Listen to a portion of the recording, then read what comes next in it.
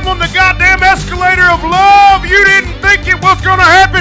I'm running down the concourse. I ain't wearing pants. Pants are for losers. I got on my Ashley chaps. No pantaloons for me. I am a sexual leviathan. Oh, you can ride. I'm looking like Darkwing Duck. I got my dick firmly pressed between my butt cheeks. I'm pogo sticking all the way. Oh no, it came close. I'm gonna implode. It's the beginning of the singularity. Watch out, AI. Data centers. I am the Antichrist.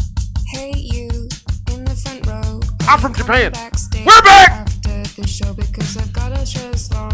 Introduce yourselves. Hi, I'm Lita. I do stuff here, stuff there, stuff everywhere. I do art stuff. You guys should come down and buy my art stuff next month. We'll talk about that a little bit later. That's enough about me, though. Onward. Not sure if this is forward or not, but what's up? It's your boy Chris on the Helltown Radio program, doing the thing I like to do on Tuesday nights with the homies and homettes. We hear Front Royal's finest, and we ain't talking about the fuzz, baby. However, speaking of Front Royal's finest and pogo sticks, did you see the Pines post that they just put up? No. Okay, they just put up a post. I guess, I don't know what happened. One of the bar stools met its long-awaited fate. What, did they mourn the loss? They put up a post about they said, own a piece of Pine history. I'm not sure if they're serious or not, but it was just like, I could just imagine a few things. I had a few funny thoughts about it. Number one, if they just they just put it back where it was and didn't tell anybody, and just and then but then secondly, I put a little comment on there. I said, the tales and smells this seed has seen. Yeah, if that's going to have a lot of staphylococcus fucking bacteria and all kinds of other stuff on there. Are they like breaking pieces off of it like the fucking Berlin Wall or something? I mean, they should. The Scorpions are playing there next weekend. The winds of change. That would be awesome if that's the case. Yeah. Down in Gorky Park. The Pine does actually have some legit historical moments. They had I forget who. I want to look at you could. I don't know if it was Willie Nelson or Stevie Ray Vaughan. Somebody said something along the lines of the Naughty Pine was the roughest bar they'd ever been to on tour. Yeah, are you looking up some history of the Naughty Pine? There's got to be some. I know Bing Crosby came through there. That's for sure. Wild. Well, Bing Crosby has some history in Front Royal because they built, they have Bing Crosby Stadium. Yeah. It was the home of the Front Royal Cardinals, which today we were talking by the river. Levi didn't know what or Eli, sorry, not Levi. I call him Levi. Eli didn't know what a Hellgrammite was. You know what a Hellgrammite is? The fly that looks like a monster. Yeah. They're not the Hellgrammites are the worms before they become a fly. I forget what they call them when they become a fly, but great bait. But why do we have a baseball team here that's not called the Helltown Hellgrammites? We have a Front Royal Cardinals. Like, we should be the Helltown Hellgrammites. Yeah. So if I win the lottery this week, my first order of business will be to buy the Front Royal Cardinals and rename them the Helltown Hellgrammites. I mean, I think it leads to like so much better merchandise. It leads to a funnier mascot. It'd be crazy. Like a pupa stage. Yeah, or they could do like larvae. Just call them the pupas. Well, do you see that? Well, there's like a thing that a lot of AAA teams do in like certain leagues, and they play as a different team. They rename themselves for like one or two games a season, and they wear different uniform stuff. So the Orioles AA team this year became the Oystermen. And did they have like a pussy for like their logo? The straight up the most vaginal logo ever. The graphics design artist that got that past the goalie, you're a genius, my bro. Like that, you're almost as good as you guys. Do you guys know that there's a winery in Strasbourg called Star of the Valley? Huh. Does that not sound like a euphemism for a butthole? Yes, absolutely does. Heard the owner's a total asshole. Just kidding. I heard he's really nice, and I think it's funny, but like Star of the Valley, but holes. All right, that's what I'm saying. It sounds like right? The Star of the Valley. I will never not think that now. So thanks for that. That was my 15-year-old brain when we were driving by yesterday Valley. on the way to the Blue Wing Frog. I almost got ran over last night. So I was crossing the road because I was in the crosswalk, and some guy, I guess he didn't see me as he was like barreling down the road. I'm like walking. I'm like, this guy's not slowing down. So I stopped, and he literally slammed on his brakes like 2 inches in front of me. I was in the middle, so like he would have missed me anyway. But did you slam your hand on his hood and be like, I'm fucking walking here? No, he's like, God! I could hear him screaming in the car. God damn it! Like it scared the shit out of him. And the old lady that was like crossing the street, she's like, "Are you okay?" And I'm like, "Yeah, I'm fine. I'm fine. I'm good." I've been There it miss is. like all fucking the last couple of months. That does look like a vagina. Vagina. Yeah.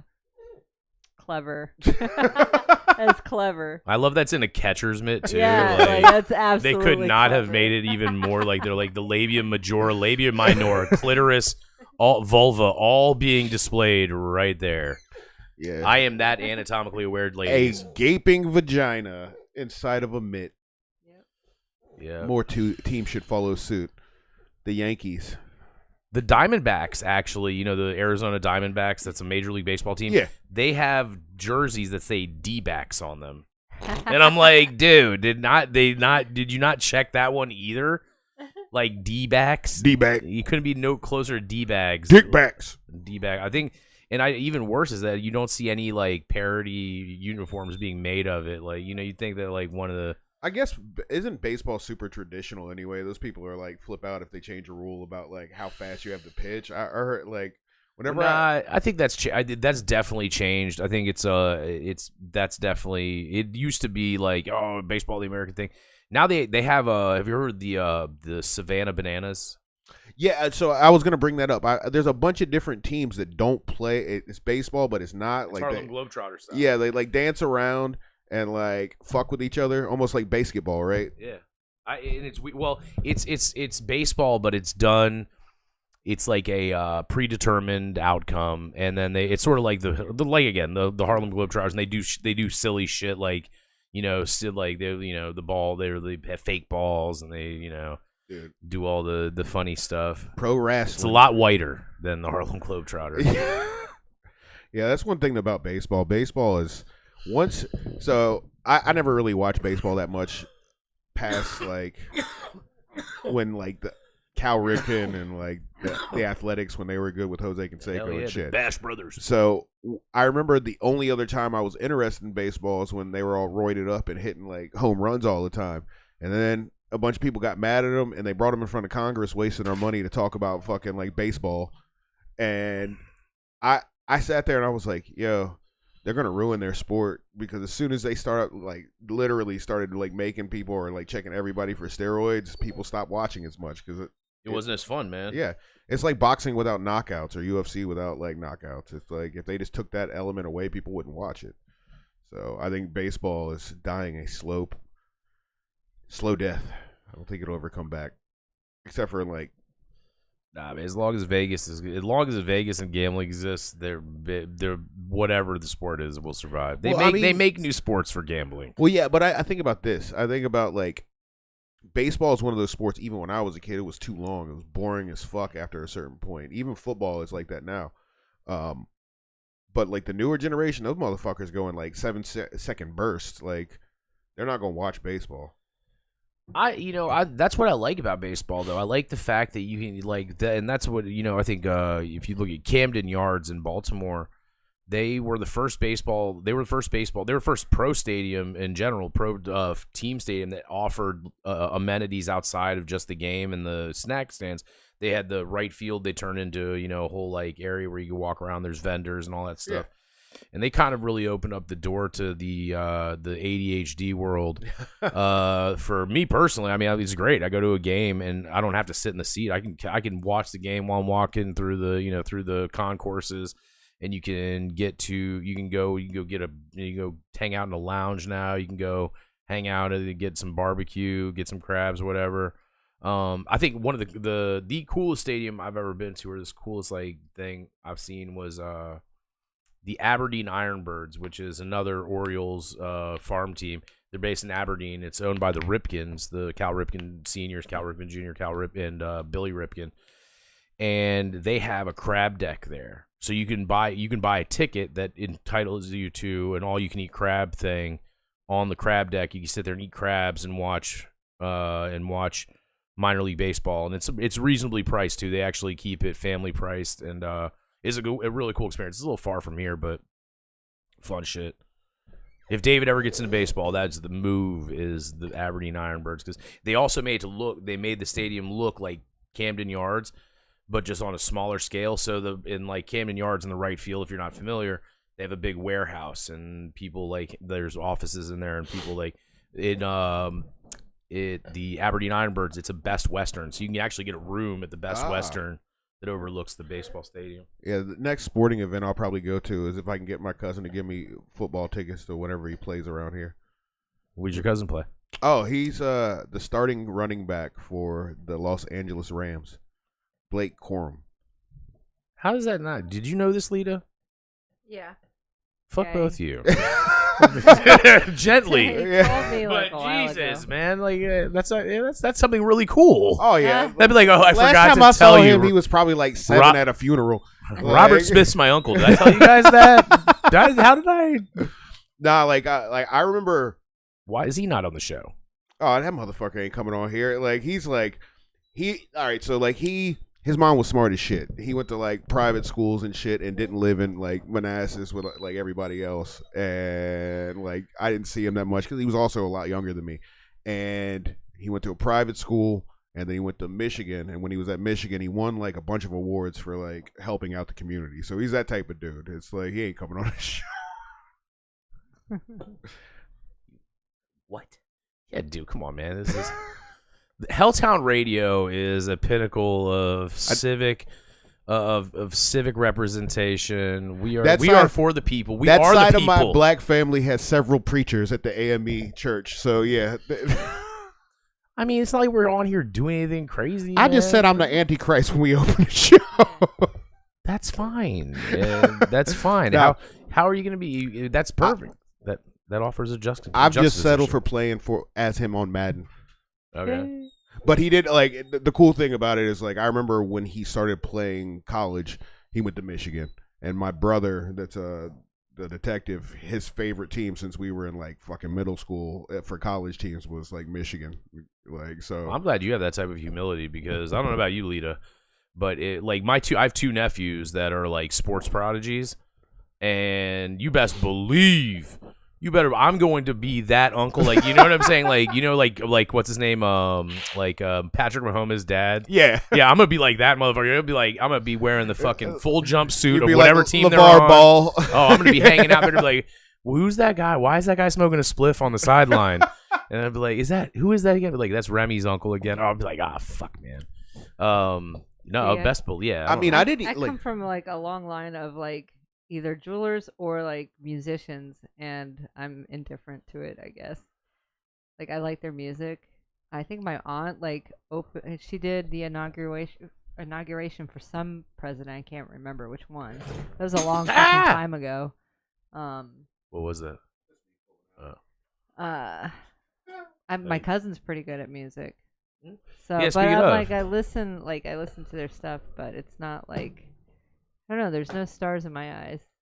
I think if you have a family member that's like that, it's you don't see it. You know what I mean? It's not I get there what are a you're lot saying. of people You're gonna that wear jerseys and stuff, but when you actually experience that, or you somebody in your family that's like that, it's not.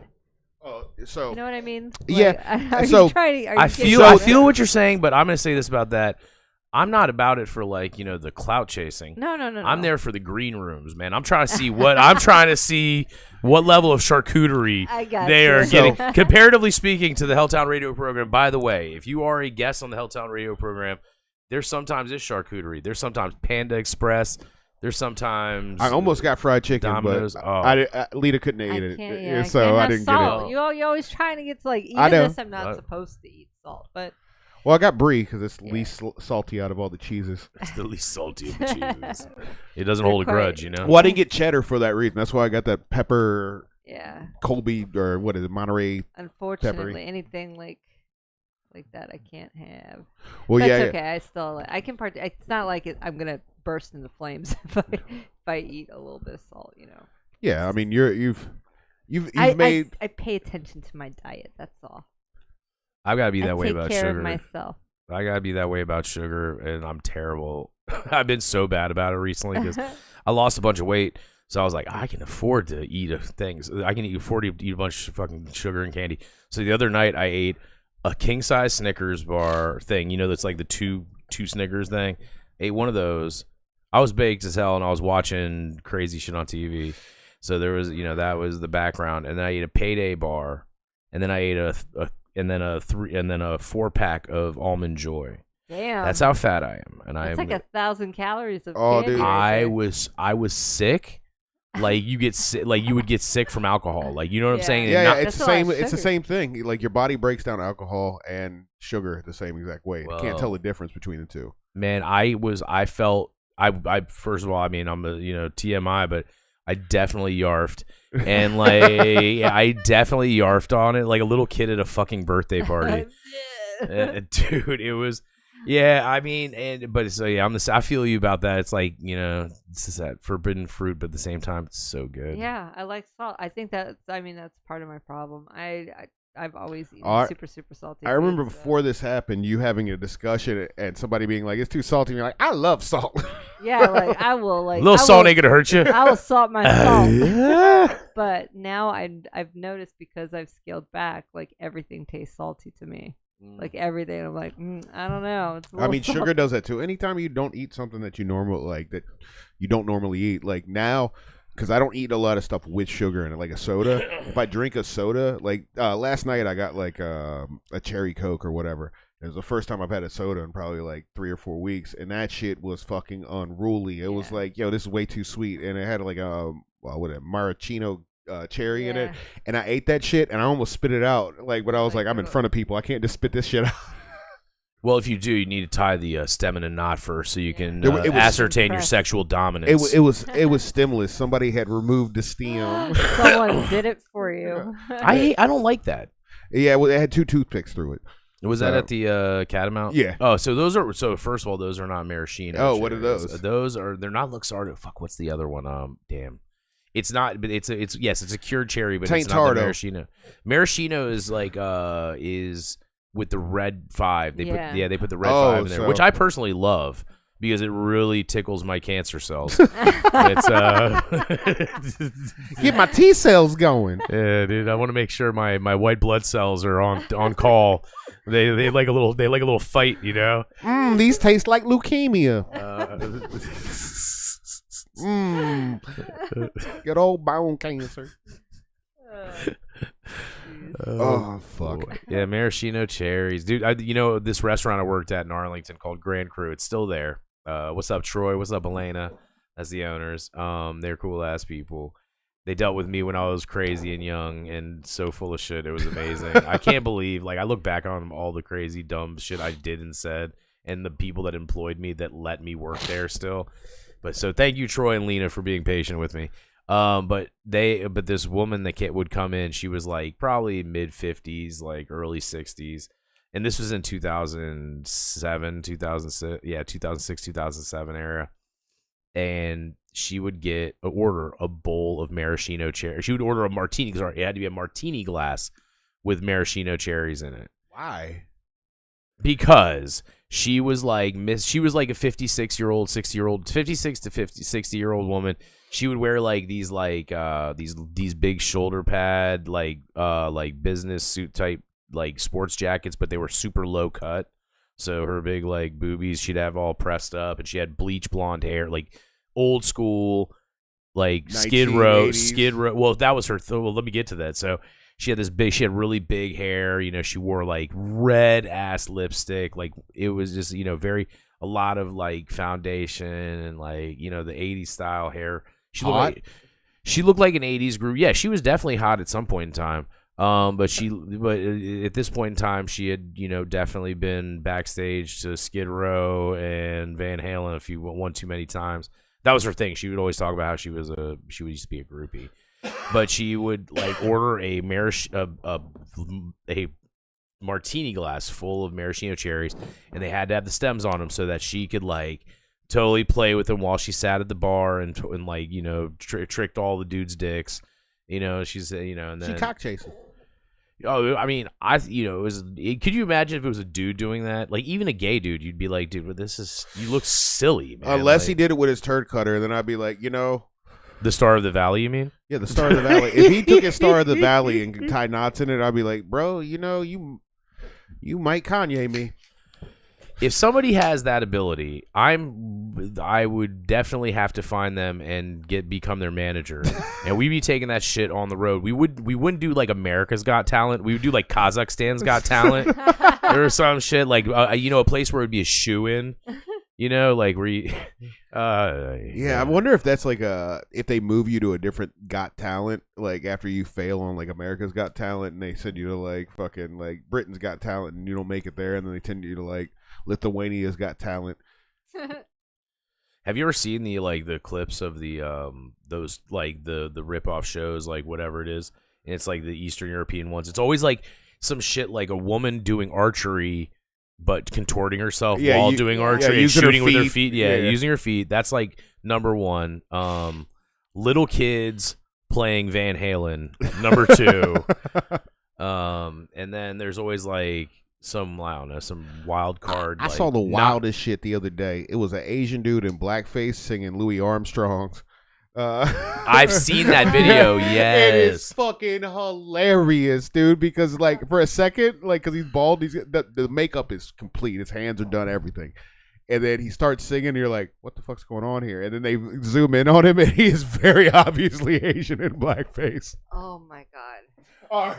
I think that actually there's a thing where you can be Asian and appear like your facial structure is like he Asian, definitely, but you have the melanin count of a black person. I mean, it's a wide like. There's got to be. I mean, that's got to be a genetic or recessive enough. Well, I mean, their territory covers so like because like there's a guy named Kazakhstan. If you look at those dudes, like they look more Asian than they do European. Like Gennady Golovkin, the boxer. If you look at him, or Shavkat Rachmaninoff, he's a UFC fighter. If you just took a picture of their faces, especially Rachmaninoff, you'd be like, oh, he's from like Korea. Oh yeah, he's from Japan, but he's straight up Russian. One of my old sous chefs and good homies. What's up, Timur Alibek? He's a killer from Kazakhstan, man. That he does, and he definitely looks more like if you don't know what people from Kazakhstan look like because you think it's Borat. Yeah. It's not, man. It's more like Genghis Khan than it is like Borat. But he's a big Asiatic looking dude, but he's a Muslim and he's cool, man. I'll fuck with Tim hard, man. Tim, I hope you're watching. Tim lives on a commune. Like a legit ass commune, man. Like you know what? It was when he was telling me about it, I got such a boner. I was like, dude, if I was not married, I kid you not, I would have been like, yo, Shannon, this is my 2-week notice. I am going to live on commune. Dude, you get paid minimal bucks, but you don't need money because they give you all the weed and food you need. So like, fuck it, man. Like, oh my god. Oh my god. Yeah. What the fuck? Well, good for him, man. That's, I feel blackface is gonna make a comeback. It better don't. I mean, at this point in time, no. Seriously though, think about it. Have you heard like how have you heard how these new kids are joking these days? So to a certain extent, I guess there is some element of taking away the power. So I've always thought about it this way. To me, blackface is different than like I guess millennials and fucking Gen whatever ZY Alpha. Yeah. So when I see like, for instance, if I see somebody on Halloween, an old picture from like the 80s, and they dressed up as Mr. T and they did blackface, that's to me that's not offensive unless they were like, I'm Mr. T, I'm a like, and they started cutting on up how on. they like. Yeah, it. if Like, you were painting you black colored people, everything and then left your lips pink, like the yeah, if typical... you're doing like a minstrel show, yeah, like Yeah. or if you're It's doing it to circumstantial. make fun of people as being ignorant, because that was always the Yeah. stereotype. That's what, like, not only were they taking jobs away from wonderful black dancers and actors. Soul Man, the movie. Soul Man could not be made today. I don't understand how It'll that come dude, around, dude. I'm telling you. I don't understand how that dude didn't cancel. Nobody's brought up that shit. Nobody said anything about Pony Boy, not once. Let's just put it like this. I think we James can all, Earl Jones was in it, so I guess you get a pass. we can all agree that cancel culture is definitely selective, right? They are Oh, because like yeah. Adam Sandler and Rob Schneider Yeah. should like by cancel culture standards. If you go watch any of their old movies, it's like there's a whole lot of sexual objectification, and there's nothing wrong with that. I think it's fucking hilarious. Keep it up, Rob and Adam. I love you guys. Do it. You keep doing what you're doing. But you look at that. How did they get a pass? But whoever else, or even the racist, like some of the racist stuff, like somebody's got like Matt Rife, like because he's so hot, he can get away with like saying some shit, right? But Yeah. if I said some shit like that, man, I think it's also about the audience. So, for instance, like at Catamount, I've seen different reactions to the same joke just because there are different people there. Some people get really sensitive over words, and it automatically is, if it's racial, people walk on eggshells. I typically, especially with comedy, if somebody starts a joke and they say a word that a lot of people are already on the trigger about to be like, I'm offended, let them finish. And if it's terrible, yeah, boo them.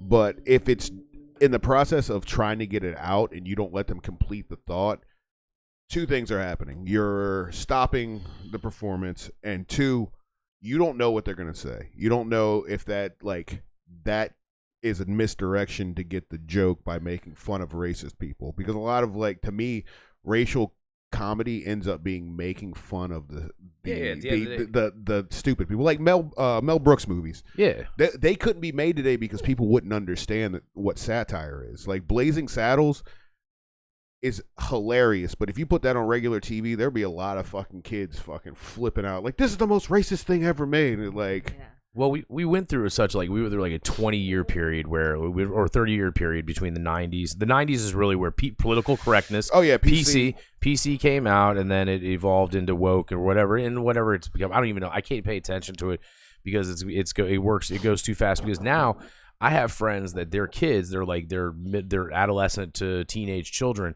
This generation, because the generation above them were so sensitive to them, they have to rebel against it in a certain response, and the response is to make fun of it. And so to make fun of it, the best way to do it is to be very brass. Oh, so yeah. I've had a couple friends tell me like, oh yeah, is it normal that my kid is saying like when he's on playing Xbox, he's calling people a hard R? I'm like, well, here's the thing: is the way you need to describe consequences. What I think about when that happens. Whenever I've gotten online, especially in an open lobby and you get on a chat, you were walking into like the internet from like 95 where there were no like guardrails unless somebody takes the time to report you. Because that's the thing about, especially Xbox, it's a process to report somebody for what they said, and it takes some time. They're going to listen back to what they said and then determine everything. It's the Wild West. So pretty much whenever I get online, because it'll lead to arguments like between other people playing on the same team. So what I typically do is only like go into a game chat with people I know. The only downside to that is on Grand Theft Auto, your lips don't move, so it just looks like you're like your character. But on the regular game chat, your mouth moves, so that's kind of cool. But yeah, like I could see if you were younger or if your parents walked in the room, like they wouldn't know what you were doing. But the internet and gamer chat is like they do go a little bit overboard. Like I'm sure you get into some lobbies, especially for women.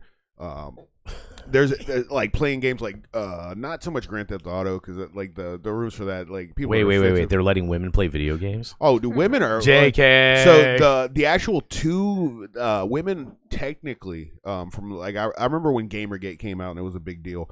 they talked about how a lot of it was the dudes would get pissed in games like Call of Duty because women have better hand-eye coordination for small movements than dudes. Fuck you up. So in terms of a controller, camp somewhere and get your ass. dudes are lucky, especially dudes that play those games, first-person shooters. Dudes are lucky that girls don't have more interest in those games younger, because dudes would fucking be getting slaughtered. Like if there was a team of gamer girls that started when they were like 5, all these dudes would lose. Yep. You game, right? Oh, absolutely. See, I don't. I don't like game I don't game in the traditional sense. So here's a something that you may blow everybody's mind. I have never online gamed. What? You got it. All right. So with the new Xbox, I've never put on a headphone thing. I've never talked shit to an 8-year-old. I have never online game. All right. So I will tell you. I will tell you when you get into an open lobby, especially Grand Theft Auto, and you get a person talking shit to you that you can tell is probably like 13 or 14. I'll tell you the best way to get at them if they just won't shut the fuck up. Tell them you and their dad are fucking, and he needs to show a little bit of respect. That motherfucker will shut the fuck up, like real quick. Like, yo, you need to show a little respect. Your dad's a fucking power bottom, and we're gonna talk about this in bed tonight. My favorite thing to say, I would always like keep quiet, especially on Halo or something. Oh, yeah. I'd fucking annihilate them and be like, "That's why your ass got beat by a fucking bitch," and then I'd like leave, or tell your mom, guys, that she left her earrings on my nightstand last night, and then peace. Yeah, but how many of these 13-year-old dudes are probably like secretly like cranking it out, like thinking about Lita on the other end? We're like, she beat me. They thought about me. That's all that counts. Dude, I definitely like open lobbies and Grand Theft Auto are probably the wildest I've been in. Other games, people don't talk that much. They might get mad. I've definitely beat somebody in UFC, and they motherfuckers sent me like 15 messages. They were fucking furious, like just sending Halo's messages. like that. Halo's absolutely like that, or it was like that back in the day. Fuck yeah. Fascinating. I remember one time when me and Lita first started hanging out, we got into an argument, and I got online and she was online, and I think she like shot me 4 times and was flicking me off with her character. I was like running behind him going like this, and then I'd shoot him in the back of the head. So you guys play Call of Duty? What else do you play? Nah, I pretty much play Grand Theft Auto, whatever the newest one is, Red Dead, whatever the new one is, and then I'll play some UFC stuff. Cool. But what's your shit, Lita? I like Far Cry, Halo, Destiny was one of my favorite ones. First person shooters. Yep, first person. I like to kill people because I can't do it in real life. All right, you know what I was just thinking, guys. I have to recant my statement. Okay, I did play online gaming, right? But I played the only online game I've ever done is Mario Kart 8, and that was totally not like the best. Like you can sort of shit talk on there, but not really. Like when you're waiting for the thing to boot up, you can like put like whatever, like they have already the predetermined, they already have the pre-scripted like options. So I did play, but I used to play Mario Kart 8 because I would get home late from when we were building Vinova. I would either get home late or I'd stay up late because I wasn't working full time yet, and I would play it. I would play it at 2:30 in the morning, between 2 and 3 in the morning, because that's when the Japanese kids were getting out of school, and you'd play against the Japanese kids, and dude. I know this sounds racist, but this is definitely not, because I'd play against them in the afternoon. I'd play, or in the morning, like late night, early morning. I'd play against the Peruvian kids, like sort of like in the like 8 or 9 in the morning. They were pretty good. They were all right. But then I played the American kids in the afternoon and thrashed those motherfuckers because those Japanese and Peruvian kids fucking taught me how to bring great honor to the Mario Kart world. Yeah. I definitely played Grand Theft Auto when it was still on 360. It was right after Interpunk moved to Richmond. I was in between jobs, and I was on unemployment, and I was still like going to interviews, and I had my kid.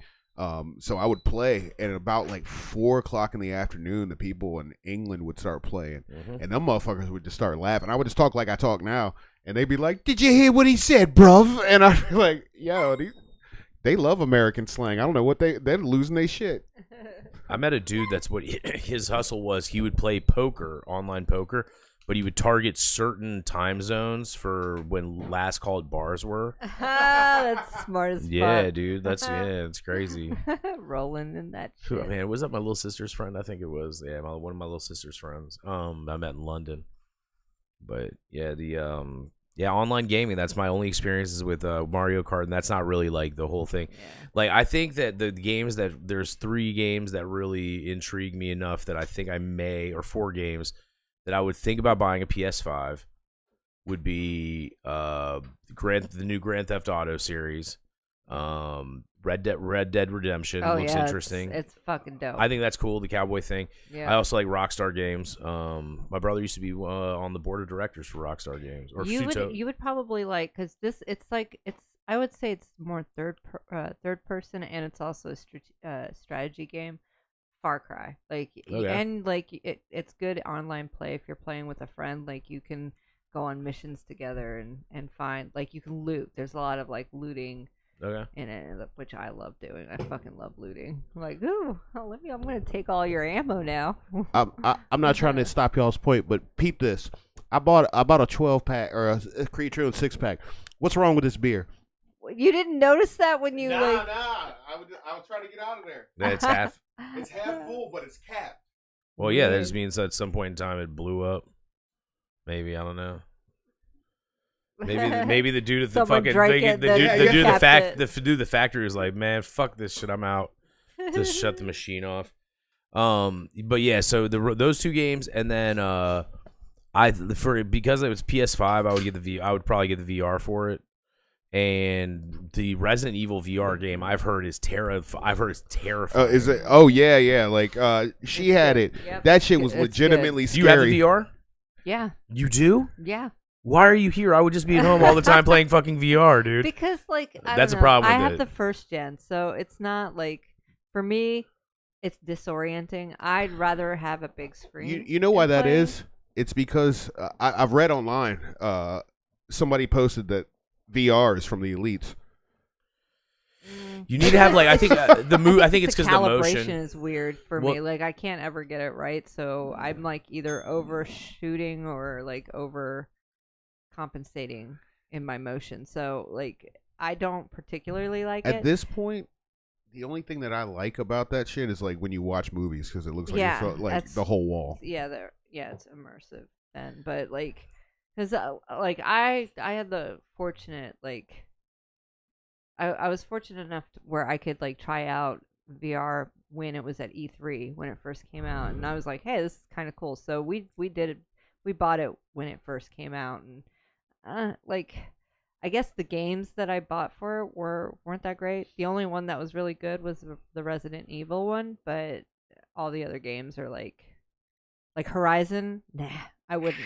It's not good VR play. Like it's too confusing. The calibration's kind of weird. It was sort of jumpy at the time. I'm sure it's better now with the more upgraded versions that have come out, but I was never fully impressed by it. The only sign that I saw that was good for VR is when Apple started making their own product. Theirs is expensive as fuck, but it's probably the only one that like works really well. Right. The one thing I will say about remember Deemer had like one of the last times we did Dirtbag had the Oculus, and I don't know which one it was, but that one was nuts because you could wear your glasses with it. Like you could like just shift the sight, and I was like, oh, that's a new wrinkle.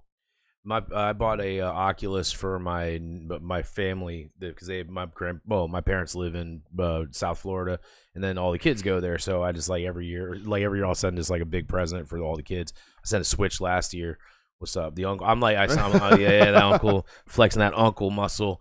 But I sent an Oculus the year before, and I went to visit, and I got to play Resident Evil 4 on it. Resident Evil 4 on that is fun as shit, but also scary. But I also like some of the simple games like the little Beat Saber thing. I played the Star Wars game on that. There was a couple other like challenge games I tried on there. I did watch like some concert stuff and and some sports stuff on there, which was really interesting. But I think altogether in my life, I've probably put on a VR headset for all of 3 hours. Yeah. So I don't really have a lot of experience. So it's good to hear But good to hear that. But the one thing I did, and I think that maybe when you're talking about like the kind of like the disorientation thing, is because you're moving in the game, but you're stationary in your body, so right? It's confusing, right? And so two things about that, man. One is that when I was in college, I had better than perfect vision. Ironically, now that I'm wearing these huge fucking windshields. But I used to do because of that. I was actually asked to do some help with R&D on computer animated virtual environments, caves, which is what a lot of like VR stuff is based off of. And that was when we first started and I'd have to go to the CIA and shit to fucking do the testing for it. Yeah, it was crazy shit because I'd go in there baked as shit. Like I would do like a one hitter outside the CIA. And all the tech nerds that were running it would like bug out. They'd be like, "Dude, let's stay." They're like, "Yo, you came in here all high, dude." I'm like, "Yeah, dude, fuck, let's rock."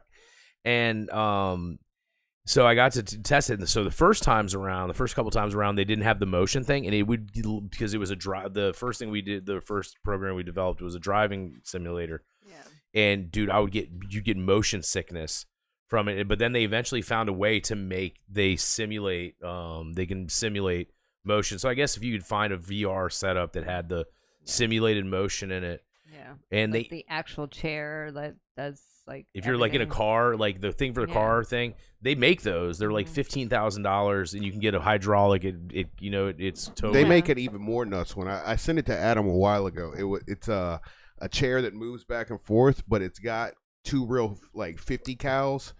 To add to like when you shoot shit, you can feel it through the fucking chair, and they're real like 50 cals that like in terms of like the way they work. They don't have actual barrels that can shoot anything, but it's like rotates, makes noise, makes vibration. I was like, holy fuck! I think it was like $30,000 for the chair though. Yeah, they have a bunch of crazy stuff like that, but that was something they developed. But they actually have. So they have those they have these like treadmills, and they look like a 3D treadmill, 3-dimensional, like 360-degree treadmills, like where you can like walk. And I've never gotten to try one, but you know where there is one? At KDM Vintage. They had one in there when I was in there. And it's like, I don't know, I think dude just bought it and he needed a place to store it and it's just in there.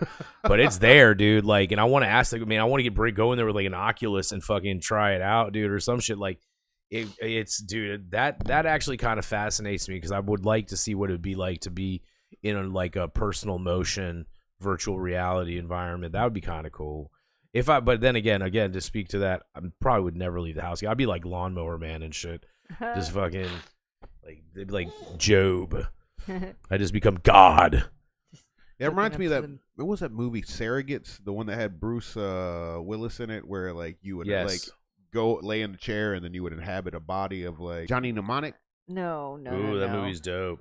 This one is where, like, they were transferring their brain into, like...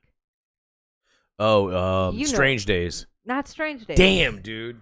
Have you seen Strange Days? Johnny Depp in recently though? Yes. Okay, so here's a funny story. But it's the same concept where they uplink your brain, your like thought process, everything into like a card, and then they just stick it in like flesh bodies that they were building. It's sort of like that, same concept. But it had Keanu Reeves in it. I can't think of the fucking name of it now, but. Like, he loses his whole family, and secretly he's uploaded their brains into, like, this, like, a master system or something, like, supercomputer, and then, like, he creates the bodies for them and brings them back all to life. So, dude, if anybody out there who's listening knows the movie that I'm fucking talking about. John Wick 4? No. No. Nah, but there's John Wick. Is there a John Wick 5 coming out or something? Probably. That he comes back from the dead. That's like, it's some sort of weird. You can't kill him. It was like some sort of. God damn it! It's gonna drive me crazy now until somebody finds it. Man, there's a great. How new is it? There's a great documentary called 2045 that is about a guy. Replicas. Yep, that's it. Replicas. Yes, I've definitely seen that movie. Yeah, that one's good. I've seen it in parts because it's like one of those ones I've fallen asleep to like 100 times. Yeah, those. I think it was like 2018. 2018. Yep. Look at that. Androids in Puerto Rico.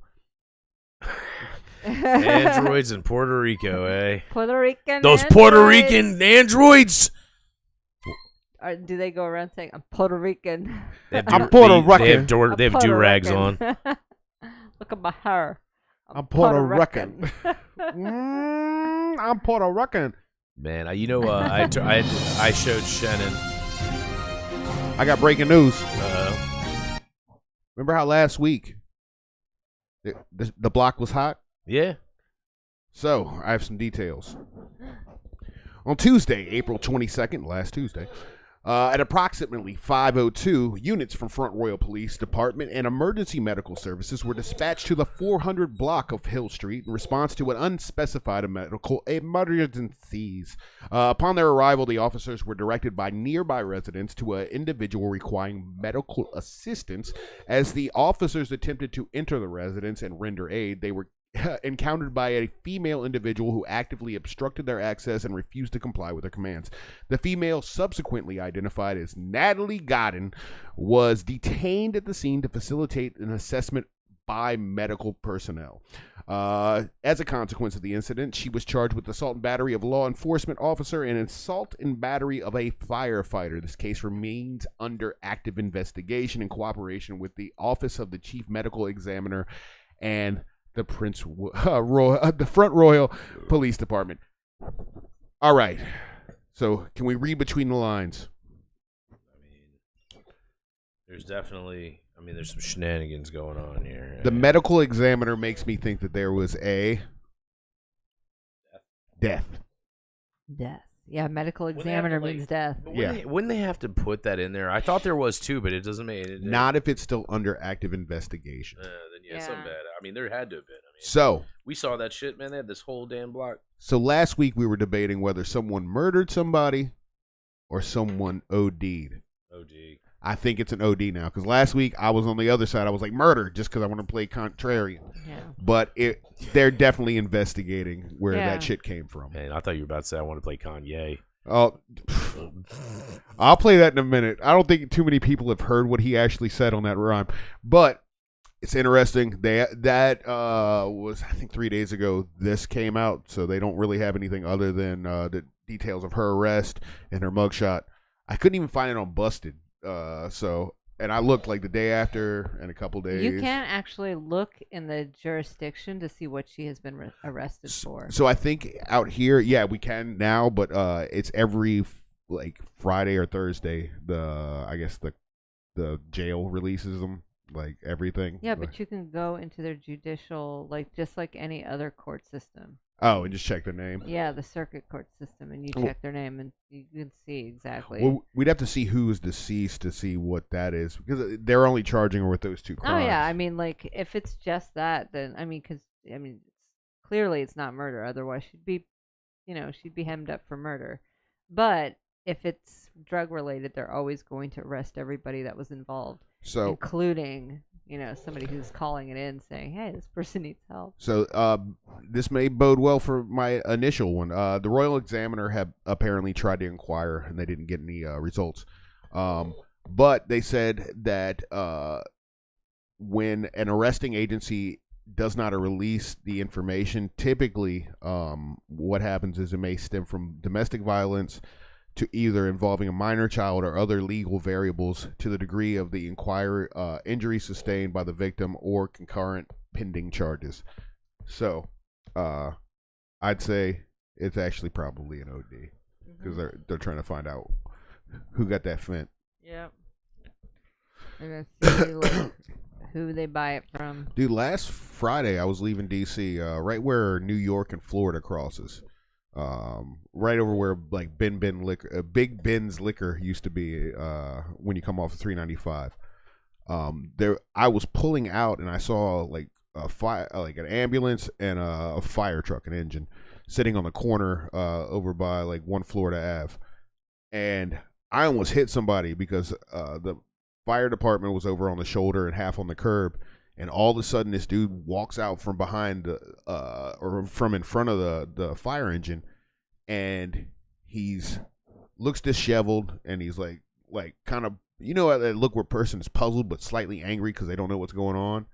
And he had his, I didn't think anything of it because he didn't have his shirt on, and he had that look where you have your boxers, your whole ass out, but your pants are underneath your butt cheeks, like that the youngsters wear now. And then I noticed when he turned to face me, he was drooling a little bit, and by the time he got across the street, his pants were around his ankle. And then I don't even think the fire department was there for him. They just saw him and probably Narcaned him, and he got up and was like, "Fuck y'all," and walked off because they like looked puzzled. They like. Because like he almost walked right in front of my truck, and the like fire department dude like put his hand out. And I was like, "What the fuck just happened?" And then he wouldn't talk to him anymore, and they just walked and went into their call that was in like another building. Yeah, because they can't. Well, that is some wild shit. I've never seen that in DC. I was like that area used to be way rougher. It used to be like that whole side where they built the building, and there's a empty parking lot. So there used to just be like coolers and tents all around that area. There was probably like a quarter of a football size section that was almost an encampment. And I don't know if they moved those people out and didn't give them spaces, but that was the first time I've seen somebody like really like homeless and strung out in a long time in that area. So, well, yeah, I mean, there used to be a lot more homeless people in tents. There's still like 3 or 4 people that live like right when you come off of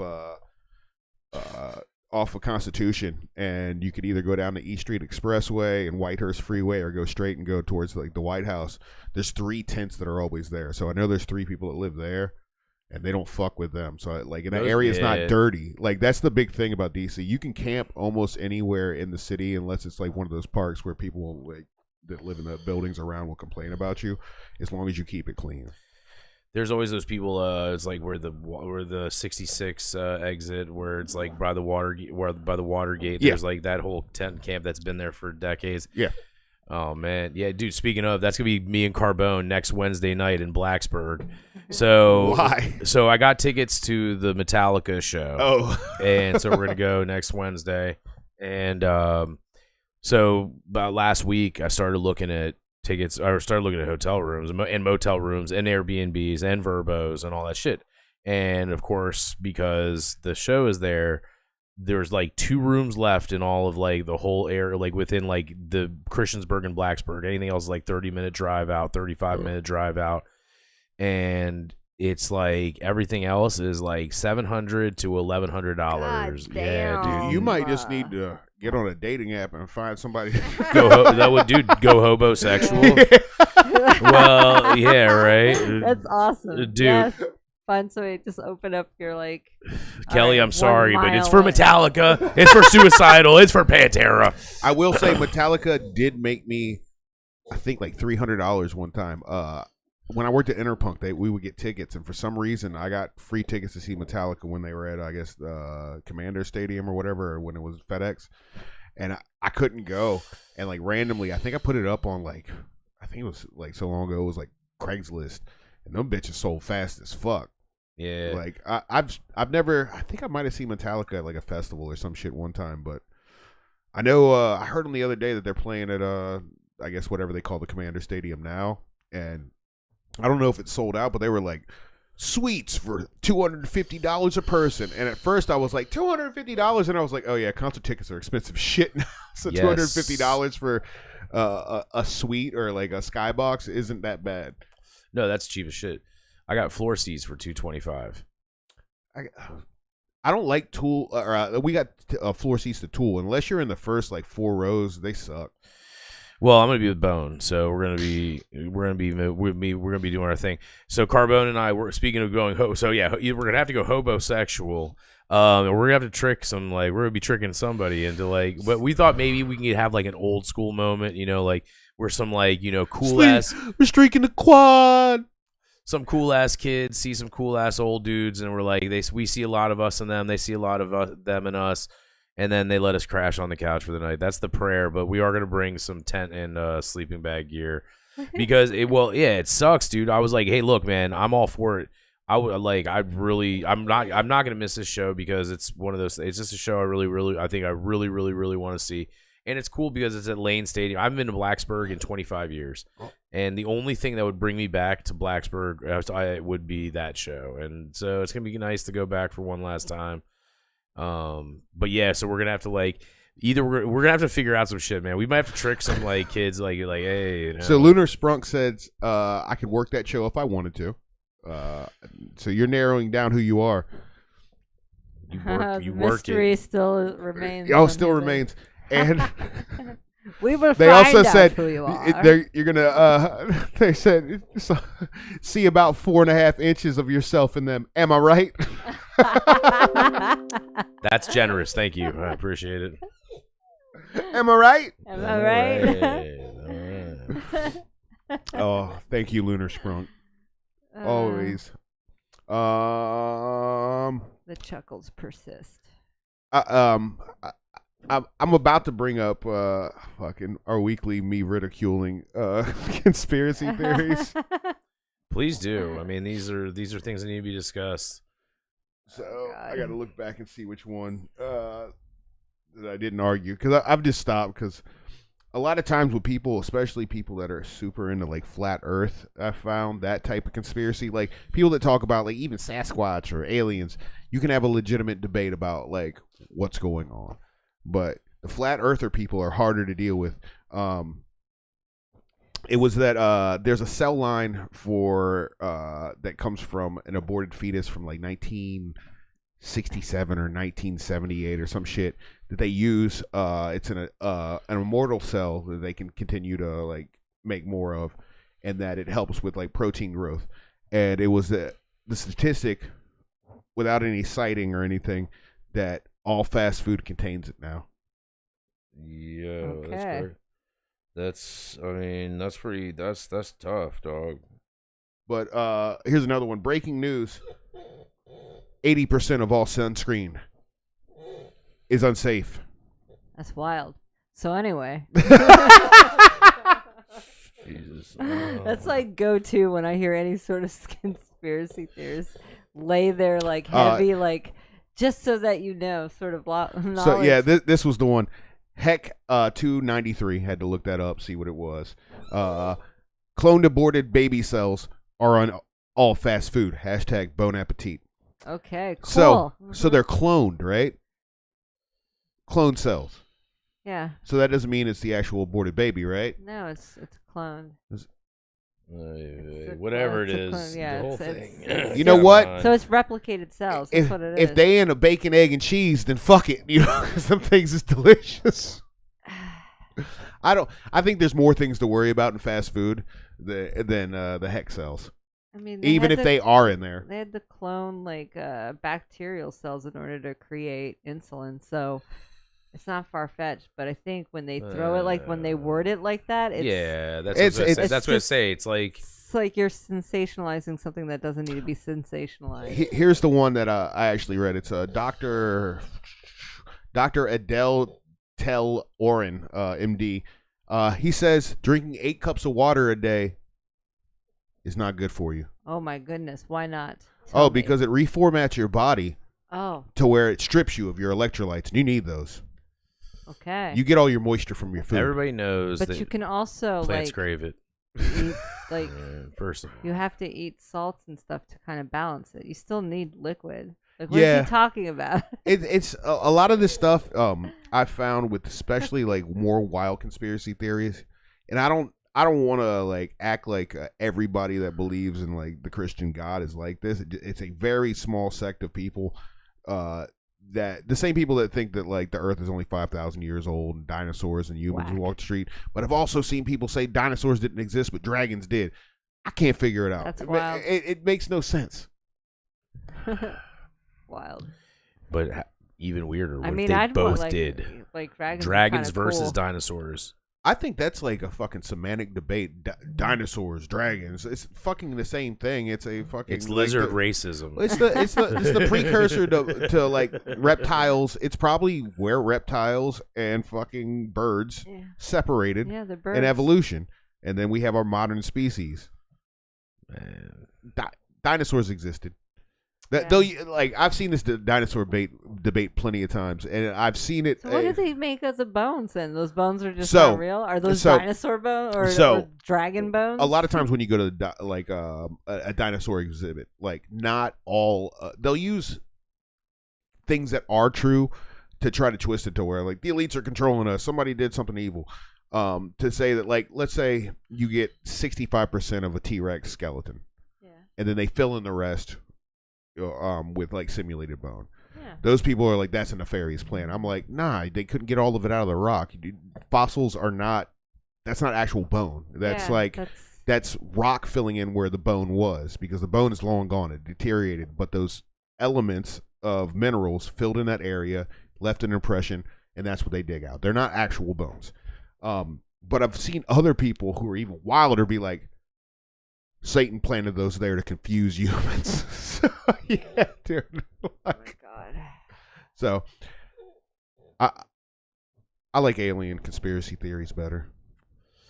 They involve diddling. Man, you know what conspiracy theories I love? Have you ever kept up with this Matt Beardick dude? Nah. Okay, it's on What's Up Front Royal, What's Up Front Royal His Uncensored. name's Beardick. Yeah, What's Up Front Royal Uncensored specifically. This dude he is actually a nationally known troll. And right now he's fucking with Front Royal, and he's on the What's Up Front Royal Uncensored page. And Steve Schlesinger, aka Jewish Steve, hey Steve, you need a Coke and an octopus? That's how he talks. And they're having beef. Yeah, check it out. They have beef, and Steve actually challenged him to an open-air boxing match at the Gazebo on June 20th. Adam was talking about I'll referee that match. Yeah, Adam I was will saying referee he's that like, fucking there's a match. couple of assholes that are going to fight at the I Gazebo. Man, we will raise the money to fly everybody out and put everybody into accommodations. We will fucking treat this like fucking... You can stay at the Baymont. Yeah, you can stay at the Baymont. We'll get you one of the jacuzzi rooms, though, all right? We'll make sure there's no needles in it before you jump in. You know they're about to turn that into public housing? I mean, Yeah. same people will be there.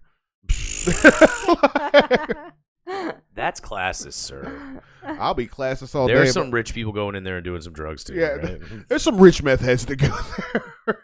Dude, there are definitely some rich meth heads, man. Yeah, you'd be surprised, actually. Oh, I don't doubt it. Yeah. Dude, that's just, I cannot fathom for me, and it's just me personally, what the allure of why you would want to be that hyper. You know what I mean? And that hyper focus. Like, that just seems like, I like when I'm doing things, like when I'm smoking trees, I'm doing trees because I like to like chill out. I like Chill to out, be, yeah. yeah. I mean, you know. they're probably. Well, I mean, for people who, like, for me, because I'm not going to beat around the bush, Adderall is a methamphetamine. Of course, it's not like taking crystal meth where that's like taking the entire fucking bottle at the same time. For me, like, it doesn't make me hyper. Yeah. It just makes me calm. Like, I can actually go to sleep. Yeah, But I bet if you took the whole bottle, I can tell you now, since my whole like onset of like heart issues, I haven't been able to take it, and I cannot fucking sleep at night. I can't really focus. I can't. Oh man, I disassociate a lot. So when I'm like in a crowd of like friends and I'm quiet, it's because my brain is going 1,000 miles a minute, and I can't. It's just too much sound or people. It's too much peopling. Yeah, I definitely. Adderall makes sativas, man. It just makes it a little bit quieter. Makes my brain stop screaming. I know when I take Adderall, and like say if I was gonna do something simple, like I was gonna be like, I'm gonna write a song. If I don't, I'll like be playing, and then I'll be like looking on my phone, and then I'll have the TV on, and I'll be doing like 4 things at once. But if I take Adderall and then I'm like, I'm gonna write a song, I'll write a song. So it's definitely, it works in that regard. But yeah, I could see a lot of people abusing it. But I think the people that are going to hotel rooms to do meth are also going there to get railed out. Like probably. They're just going not for, wrong. Like, drugs. Yeah, maybe they're not allowed to do it at I don't their know. house. Well, there's also the whole like sex, drugs, and rock and roll thing. Yeah, like, but I also butt stuff. So like, I guess with people like use those little rose things to do meth, right? Like same way people smoke crack, like where they like. Yeah, I know what you're talking about, but yeah, yes, but I'm like not familiar with the exact process. So I definitely have smelled crack, but I didn't know it was crack until I got older. My great grandmother lived in Westgate for like years, and I remember her apartment building when I was a kid. I just thought her apartment building smells weird, and then when I got older, I was in some wild shit, and there was this girl I knew from high school, and then she just pulled out a crack pipe and started hitting it, and I was like, yo, that smells like grandma's apartment. And then I was like, put two and two together, and I was like, oh, my grandmother lived in the hood. Yeah. So, like, I don't know, does meth smell really? It smells like burning plastic. Yeah, crack's That's about all the same. I can describe it. I've smelt it before. I've never done it before. Yeah, that because seems it doesn't do that for me. Like, I don't get like a rush or like. Isn't that the point so where I can't like when someone who has ADHD needs it, you don't get that same feeling. There's no euphoric, there's no like going a mile a minute. There's nothing like that. It's unfortunate. Us ADHDers can't abuse our medication because it just doesn't work that way. But I've definitely smelled that, and I've seen people who don't need it. They go from snorting Adderall to like injecting it. I've seen that too, people injecting. Oh and that's my kind of God. fucking wild. Mer- Yeah, no, not for me. wasn't like the thing about like when people start smoking meth is when like they start to get like the timeline where they start to look like trolls. Yeah, like you can tell. You can even tell when someone's like when someone's snorting Adderall and they don't need Adderall. They just somehow got a doctor to give it to them. The first sign of someone who's abusing it and they don't need it is scratches on their face. Like, Oh, you yeah, can see dude. the pock marks where they've picked at their face. I've seen that or episode they of picked Cops. their eyebrows or eyelashes. They have no fucking eyelashes anymore. What? I've seen that. Or they bite their lips consistently, so they have You sores on eyebrowless their bitches, lips. I'm gonna look at you. I'm telling you. So if you see somebody like that, it's probably because they're abusing the medication that Well, I they were remember given, a- or they're smoking it because the teeth. Well, I That's the remember next step, teeth before. falls out. I remember before it was. Wasn't there like some guy bath salts? There was some guy that like they called him a Florida cannibal that like ate some dude's Yeah. face because he was on bath salts. That psychosis. Is that like upper levels if you're doing a lot of like uppers? Is that a thing that happens, or is it just meth that does that? Because that seems to be like. Meth, like I remember vividly, like you have those discussions with your kids once they reach a certain age, and you like want to inform them about drugs and the dangers of them, what they do, so they're not fucking stupid. They don't have one of their friends be like, "Hey, just do this." And I sat my kid down. She was like 6 or 7. I was like, "All right, what do you know about drugs?" She was like, "I know meth is bad." I was like, "All right, yeah, that is true, but how do you know about meth?" Like. I had so many questions. I was like, which one of your friends' parents is on meth? Because you can't go to that house no more. But meth is the only one I've seen other than heroin where it's like, and with heroin, the only person I've ever seen that heroin worked and they didn't ruin their lives was Keith Richards. Other than that, I don't like every other artist. It seems to be like a downward spiral. Like I've known people in bands that I knew from playing shows with them, and I saw them like hit that wall and just go away. Meth, same thing. Coke, people will ruin their lives, but you can like I've seen a lot of people be able to function at least like have a house, have a car, and be abject. It's only when they cokeheads. start smoking it. Yeah, that crack. It becomes There's always like a fine line. It's just like they do it a lot and then they just stop. Yeah, I guess, and I would say like weed doesn't ruin people's lives, but like some people, like I'm sure it has. Oh yeah. yeah. But like I've seen people like have bad reactions. Not mine, motherfucker. Yeah, I've seen I've seen people have bad reactions to acid and just like fucking become a different person. That's one that like I would never say acid is not dangerous for some people. I remember one time it was a place called Hog and Claw in Manassas. My friend's parents owned it. And this like dude that we knew from skateboarding took a tab of acid and he was trying to swim in a dumpster a half an hour later. They had to tie that motherfucker to a chair. He would not let it go. He was, I'm going to swim in that dumpster. That's wild, man. That's wild. My experience on hallucinogens have never gotten to a point where, actually, the one time ever where reality was actually altered. Like there have been times when you see trails and things melt here, and like you see you see the werewolf when you look in the mirror and shit, whatever. But you know what microdots are? Yes. When I was a young man, I got me and my buddy had got some microdots. I was living in my parents' basement at the time, and I ate one of them, and then what's up? Oh, there's a bunch of people in the chat right now. Lunar Sprunk said dinosaurs are fake and gay. Candace Owens. Probably true, but he means fake in the sense of like they talk shit behind your back, like they just really trying to get like something out. The Asian Godfather said, "What about the lizard people?" Oh, dude, there's Steve Schlesinger, dude. Yeah, Steve Schlesinger is in here, and he just said, "What's up, my chef boy, my boy Chef Chris?" Yo, Chef Boy RC dog. Oh, I got some questions. People only go to hotel motels to do butt stuff from Lunar Sprunk.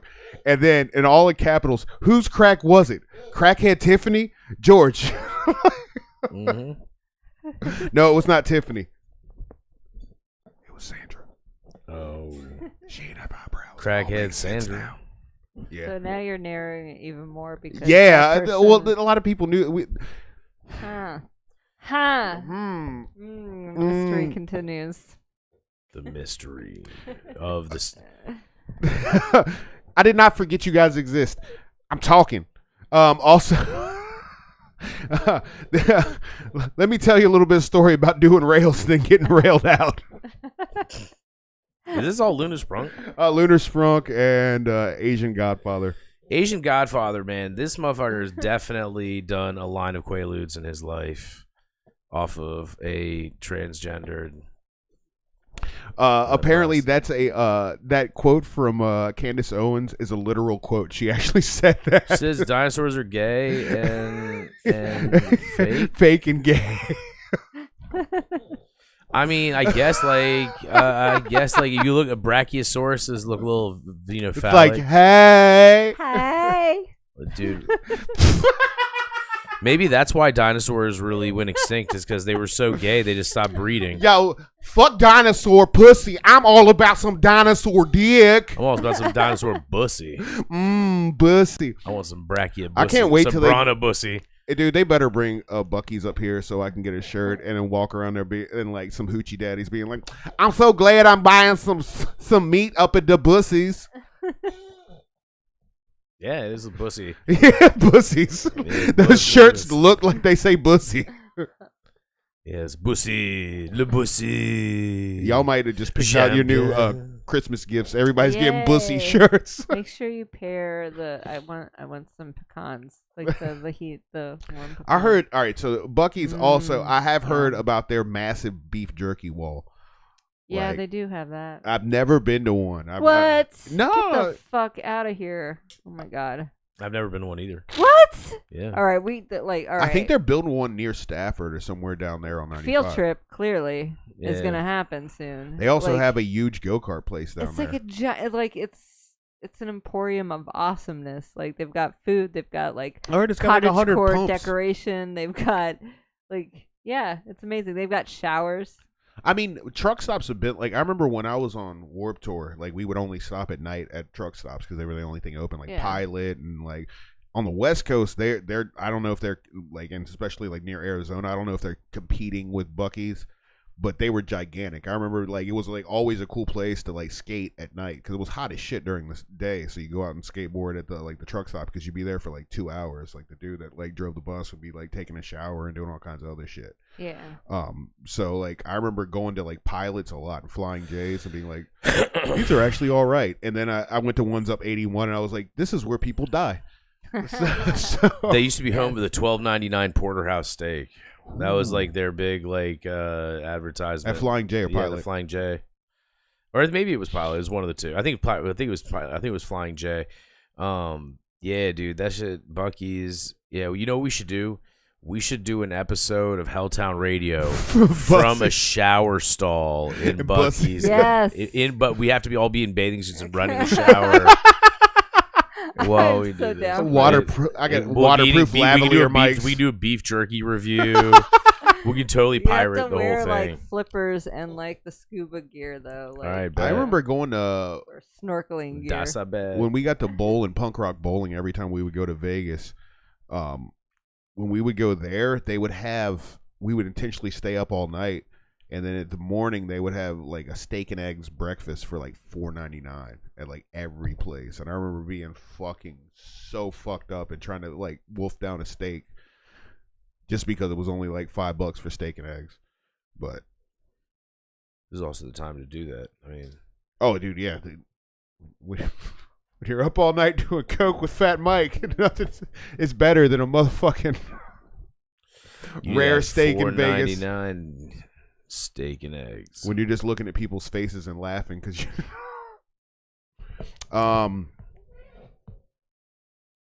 Lunar Sprunk, why do you listen to Candace Owens? I have questions now. Also, what is your fucking name? You gotta say this. I'm tired of guessing games. I'm racking my brain. Like, you keep sending me on variables. Whip it out, boy. Yeah, whip it out. Show me your. Show butthole. us what you're working with. Show me your turd cutter. I want to count the rings. See how old you are. Narrow it down. Man, what if it's Mike Hasty? Don't show me your. The Just plot show twist the of butthole that we can 2025. guess you by your butthole. At least we can narrow it down. To Yeah. Ooh, Is it a Is it sagger? a Caucasian asshole? You got a saggy asshole. The old gym sock. Yeah. What? God damn it! No, I can't say it. The pink sock. No, I was gonna say. Fuck! Oh, I'm doing it. Mike Hasty's like a man of experience. He's an older gentleman, and you know how like everything sags due to gravity. Yeah. Do old people have saggy buttholes? I'm sure they do. I bet Mike is like he probably has like this 6-pack of buttholes. You know, like that dude.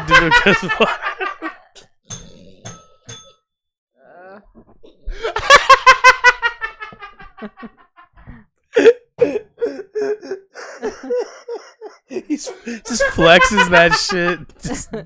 He's got the Channing Tatum of buttholes, dog. Yeah, when he flexes it, it goes, yeah, pumping iron.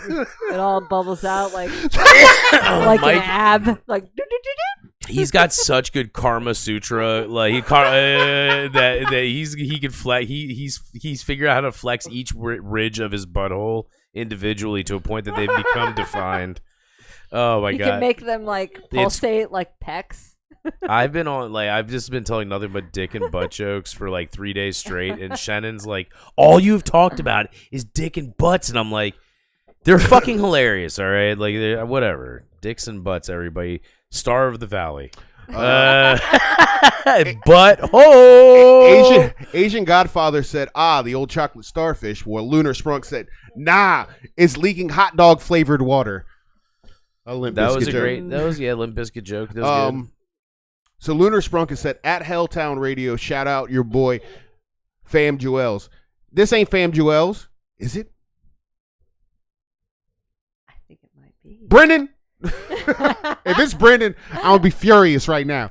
Furious and also bi-curious. Shout out to Ashley B, because me and him on Sundays, if you have Twitch, you can catch him streaming. I guessed on his stream is Gary Garcia on Twitch. So you can Sundays watch us fucking kill people and bother them on Grand Theft Auto. Man, you know what I did this week? I forgot to tell you. I did Nevaeh's podcast. How'd that go? Dude, you can watch it on YouTube live, or not YouTube. It's the Forlorn Podcast with Chris Kensworthy, with an S, which is awesome. Shout out to Nevaeh. She's my homegirl. That's just tight. She's taking a little break from comedy right now, but we're gonna bring her back, like sexy. But yeah, so we did the show, and it's great. But I drank 2 Red Bulls before the show, and you know I already talk fast. This motherfucker, I look like I was on meth and or cocaine or both at the same time. It was fun. It was really fun. She had a great show, and we had a great. I think also I felt a little bit under the gun because she was like, "Hey, we have to pack these into like 30 minutes or so." And she had 54 questions. Damn. She gave me a 54 question questionnaire that I overlooked, and just I was gonna wing it, so we went in. She didn't ask me some of the better ones, like what my favorite snack was or like what my favorite color was, but we touched on the ones that meant something. But that was fun, man. We did it at the Samuel's Library.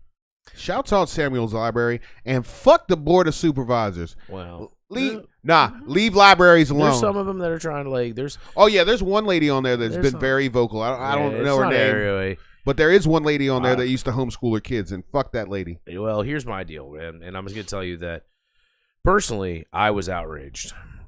I was outraged by the homosexuality when I got there. There was entirely not enough of it. For the amount of bullshit that people were talking, I thought I was going to get there and it was just going to be like transgenders on trapeze flipping through the thing. And like it's a regular ass a bunch library. of little, like purple-haired kids. Freak out over nothing because they want to like it's make something out of something that's not there to like. It was I was not impressed by the gayness unless what you consider gay is this. And these are the 3 books that I saw when I was walking through the aisle. And in this order, and I'm not making this up. This is the 3 books that they weren't on display even. They were just the 3 books I saw. It was Ann Coulter's book, it was Antonio Scalea's book, and it was the dude from Full Metal Jacket, the Arlie Ermy. Arlie Ermy, yes, his whatever like question and answer book. And those are the 3 books I saw. All right, and I like tried to go look for the hand job book, and I couldn't find it. They didn't stock it there, and I was totally disappointed because I had nothing to masturbate to at the library there, and it was terrible because I was gonna, I've heard that was what's going on there, and these are jokes. I have a bit that I could do it only at the Catamount Lounge, and these are some of the jokes I do on it about how the lack of homosexuality, because as advertised, I thought it was gonna be this gigantic thing. And listen, man, whatever. There's a book, kid gets a hand job. They don't actually stock it there. Okay, so you can get it. You have to order it, and they have to go through the central library system. It's in the central library system. It's not part of the Samuels Library. Yeah. It's whatever. And they're making a big deal. Now, the financial stuff, man, like, unfortunately, that got brought into it, and that's a fucking that's a whole spaghetti bowl. But to say that this thing was gay, it was definitely not as gay as advertised. I was a little bit disappointed. I showed up listening to Lady Gaga pumping in the parking lot. I looked silly. You're ready. I looked rah rah. You had the sparkle like freckles that's kind of like running rampant on Instagram. Oh, I went full YMCA. I had a fucking leather cap on. I had assless chaps. I showed up. I was like, "Hey, where's the gay books? Where's the Pink Pony Club?" They didn't even have glory holes, man. I had to go. I had to go to the Naughty Pine for that. No, I had to go. No, I had to go foot tap in the bathroom like a peasant. It was fucking terrible. So, like, I definitely have thought about this, and it doesn't make much sense to fuck with a library. Yeah. Unless you have some type of like moral agenda where you want to control stuff.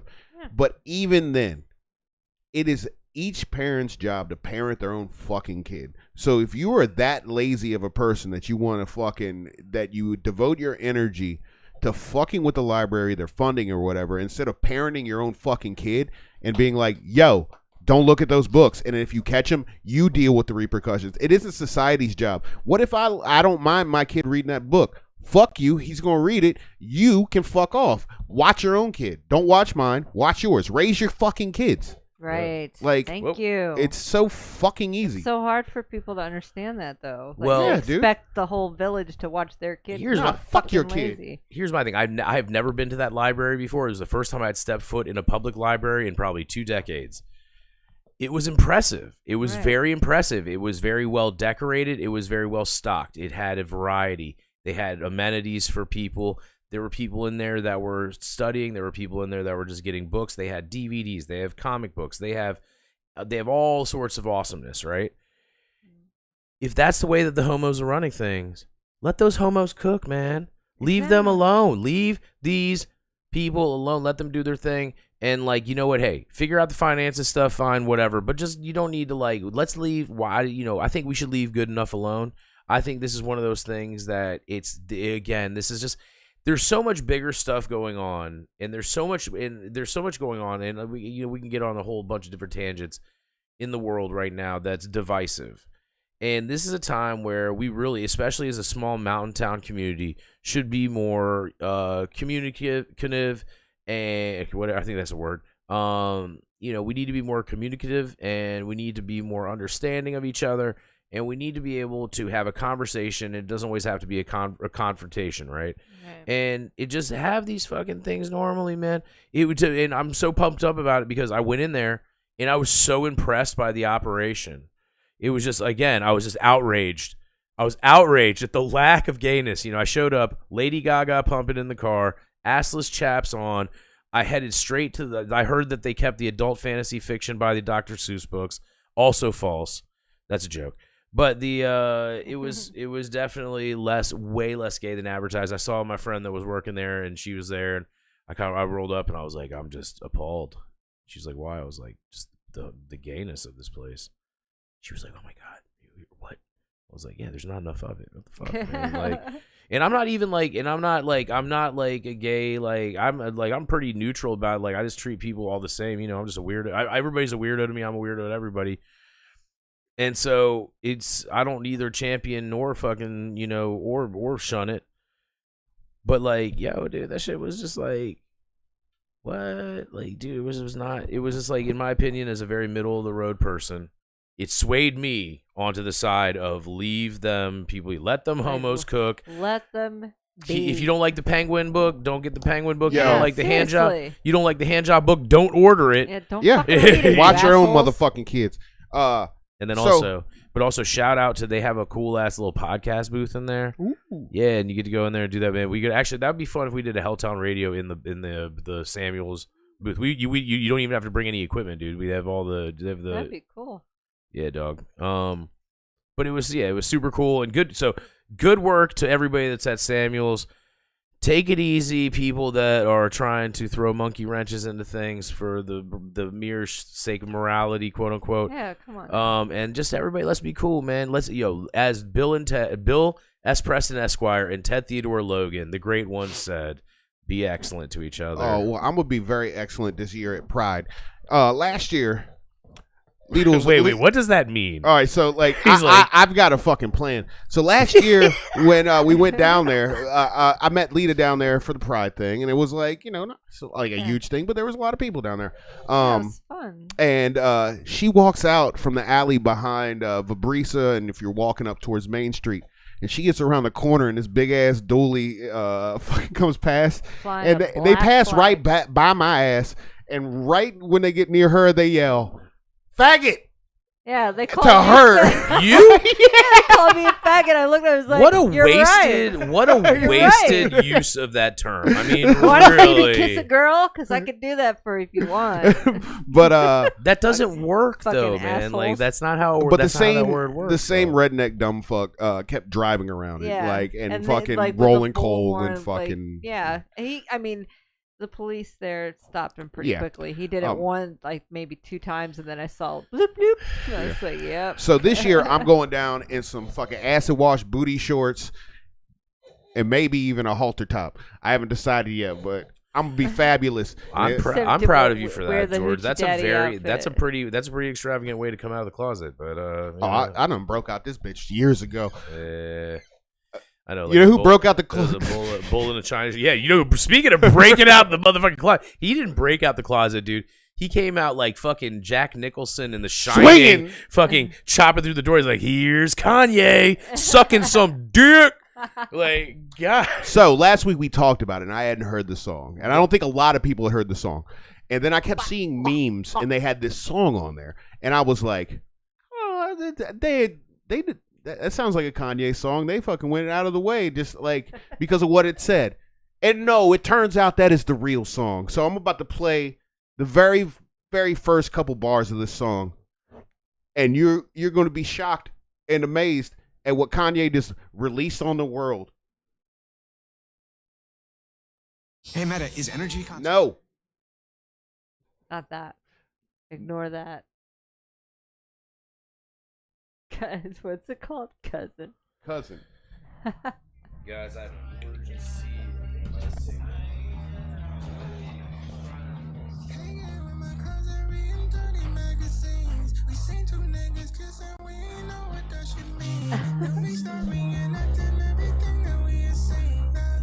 Catchy.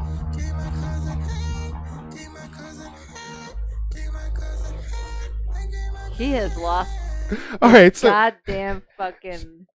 so the best part about Fine. this whole thing is on the screen, the lyric video, it just says, "That's when I gave my cousin head, gave my cousin." Wow, they've already got the lyrics. You got to down, split, like- Chris? All right. Say bye to everybody before you go. So we're going to talk about movies soon? Yeah. Yeah. How many You were deep in actually- research earlier. I was like researching this one particular movie that I liked. For whatever reason, it just didn't hit up on any of my lists. But I'm gonna let Chris say his goodbyes before we delve into the movies that he's avoiding again. Punk ass. Dog 911. We're gonna take the dog to the hospital. Oh, Aw. dude. I hope everything's good. Hey, did you remember that?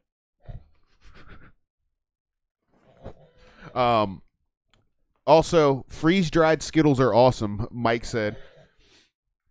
And fish sticks is how people describe fucking Kanye West's new song. Fish sticks. I get that.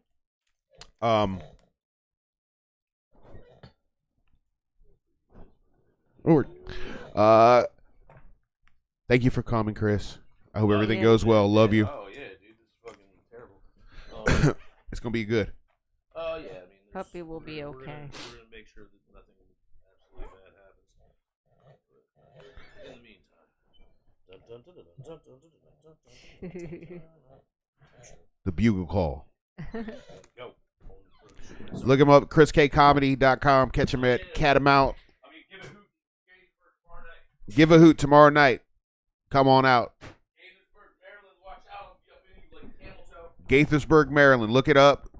Chris K Comedy on the Instagram. They wanted to know what your OnlyFans though. It's a Christian dreidel.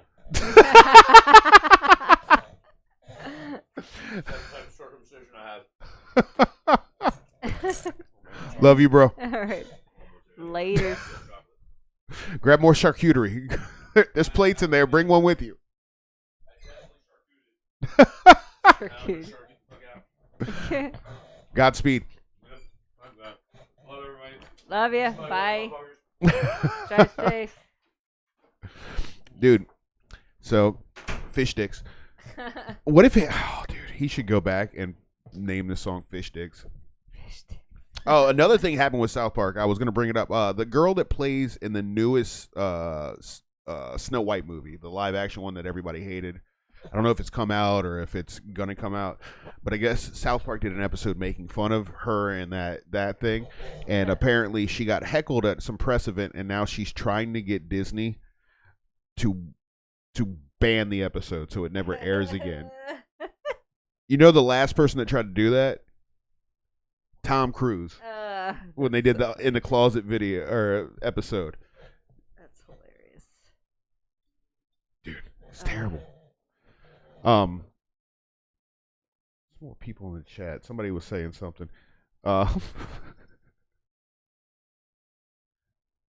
Mickey goes on to oh yeah. Never mind. A lot of people in here are supporting Samuel's Library, so good on you guys, because fuck that. Have you ever been to that library? I have not, and I feel ashamed that I haven't. But I mean, it's... I also have a tyrant toddler that likes to rip books in half right now. Really? He goes full Hulk Hogan on him? Yeah, he's just not I mean, like, he'll have books that he's like he likes and he's interested in, but he definitely, like, when he's tired of them, now they're two books. Maybe he's practicing for phone books, man. Maybe he's gonna be a strong man. he's just not, like, he likes to see how things work. So I think what it is he'll peel, like, the actual, like, you know, the outside wrapper of a paperback, like, yeah. Because he just wants to see how it works or how it's Just connected together. Take him to fucking McKay's used books. That way they only cost like 50 cents. Right. Get him a bunch of them. I mean, he's got plenty of books. They're not in his reach, and I read them.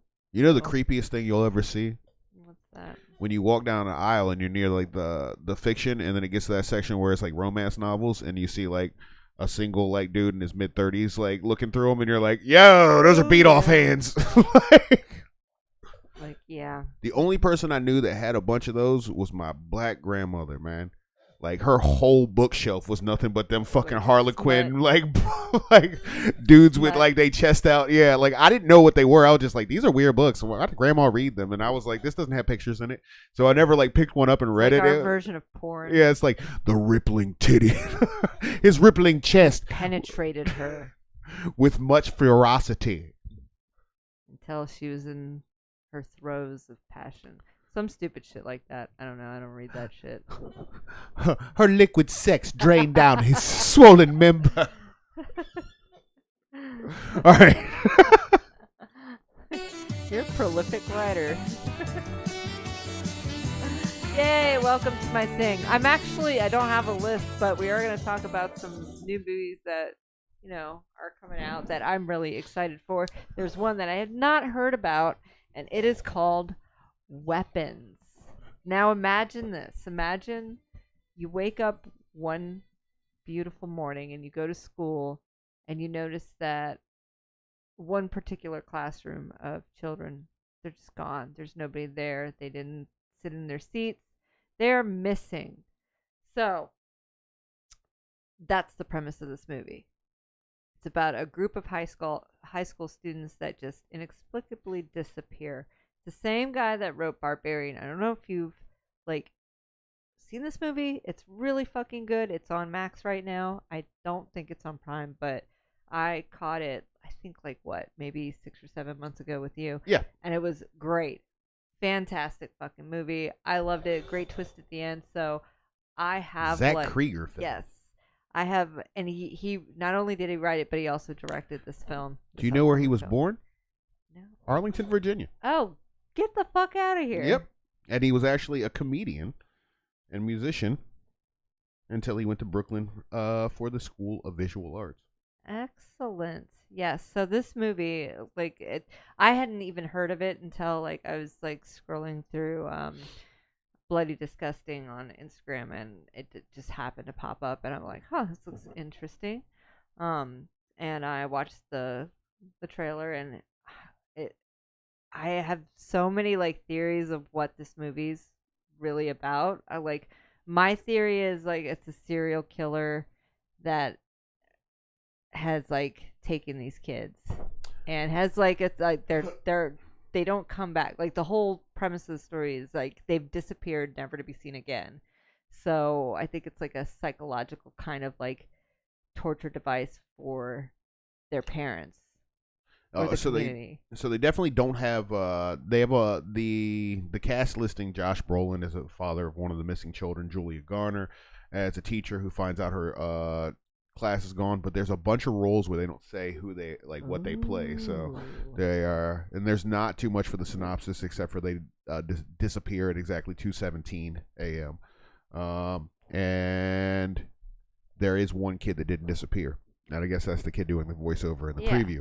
Alex is the only child who did not go missing from Justine's class. But yeah. Yes. So, like I said, I just saw this pop up, and I love that movie. Barbarian was such a great film. And I'm like, oh my god, I can't believe this is not getting more. But another movie that didn't get a lot of preview screen time or even sort of promotional material, Sinners. That movie was so good, and it actually did so well in the box office that I'm astounded that it didn't get a lot. It didn't need it. Obviously, it was so good that they didn't need to promote the film that much. So there's two things about that I found out this week about Sinners. You know how they had the Asian couple that ran the market or whatever that he went to get food and everything and the signs made. Yeah. Ryan Coogler actually based that on the fact that there was a large Chinese immigration to the South during that period, and there were people that owned mercantiles or different type of general stores there.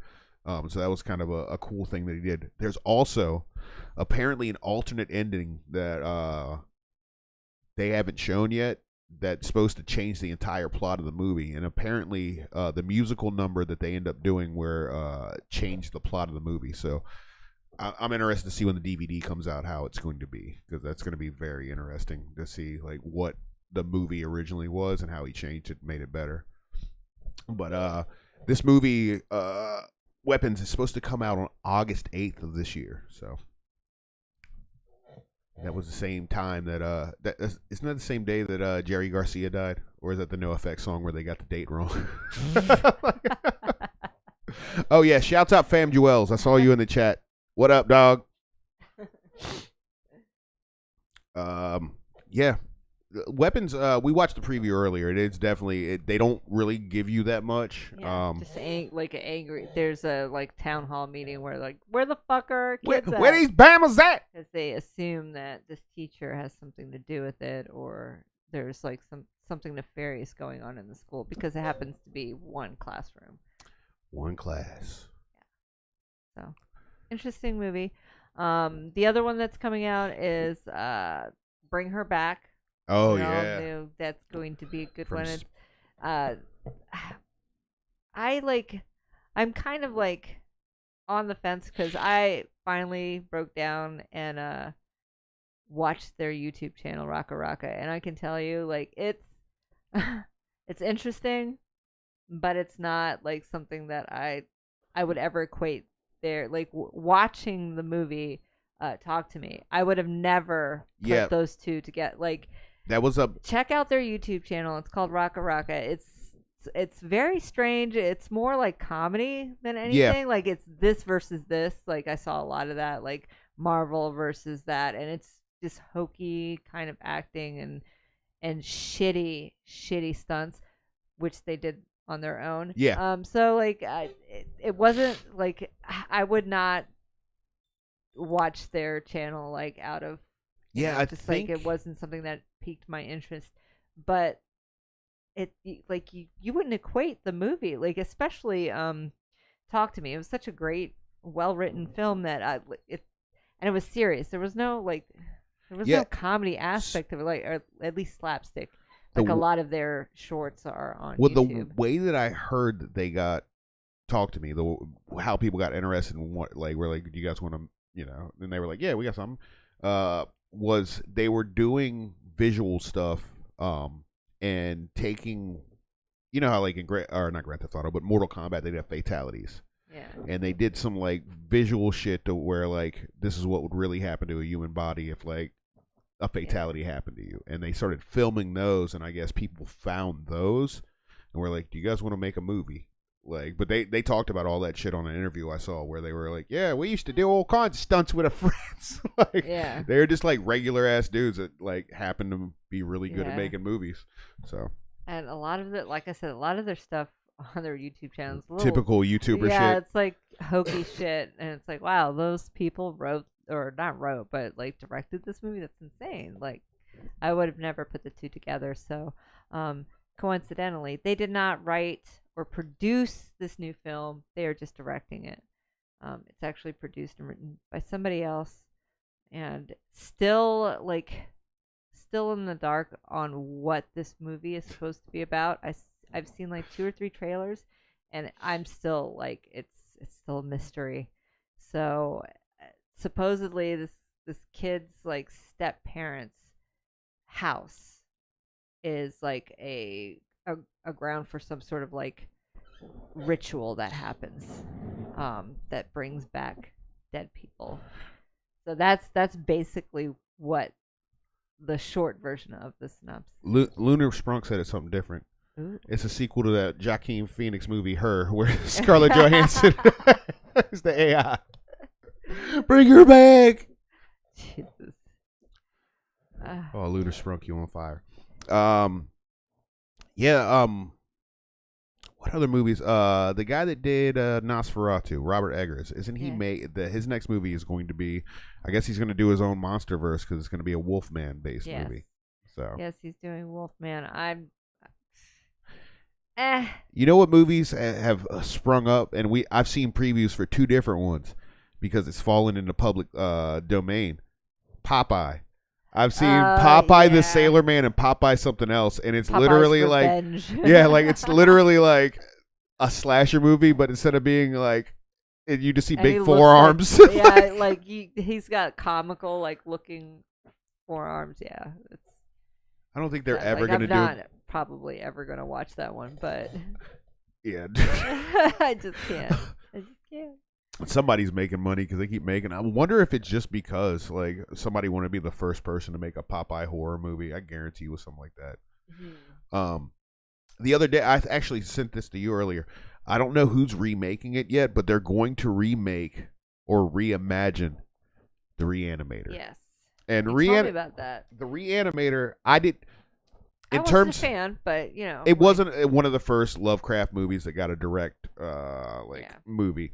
But it just so happened that there were better Lovecraftian movies during that same period. Society. Yeah. Even like what was that movie with the basket case? That movie sucked, but it was still like weird, like body horror or any Cronenberg film. Yeah. But I don't know. Sometimes when they remake stuff with modern appliances, like the Evil Dead series, I like them, and they're really, really good. But the new ones are more gory.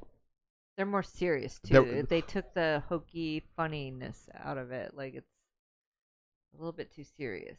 Yeah. You know? Like it kind of killed the funny part of Evil Dead. You know, the last horror movie I saw a long time ago in that genre that surprised me, and I thought it was like really good, and I couldn't understand why I didn't get more hype.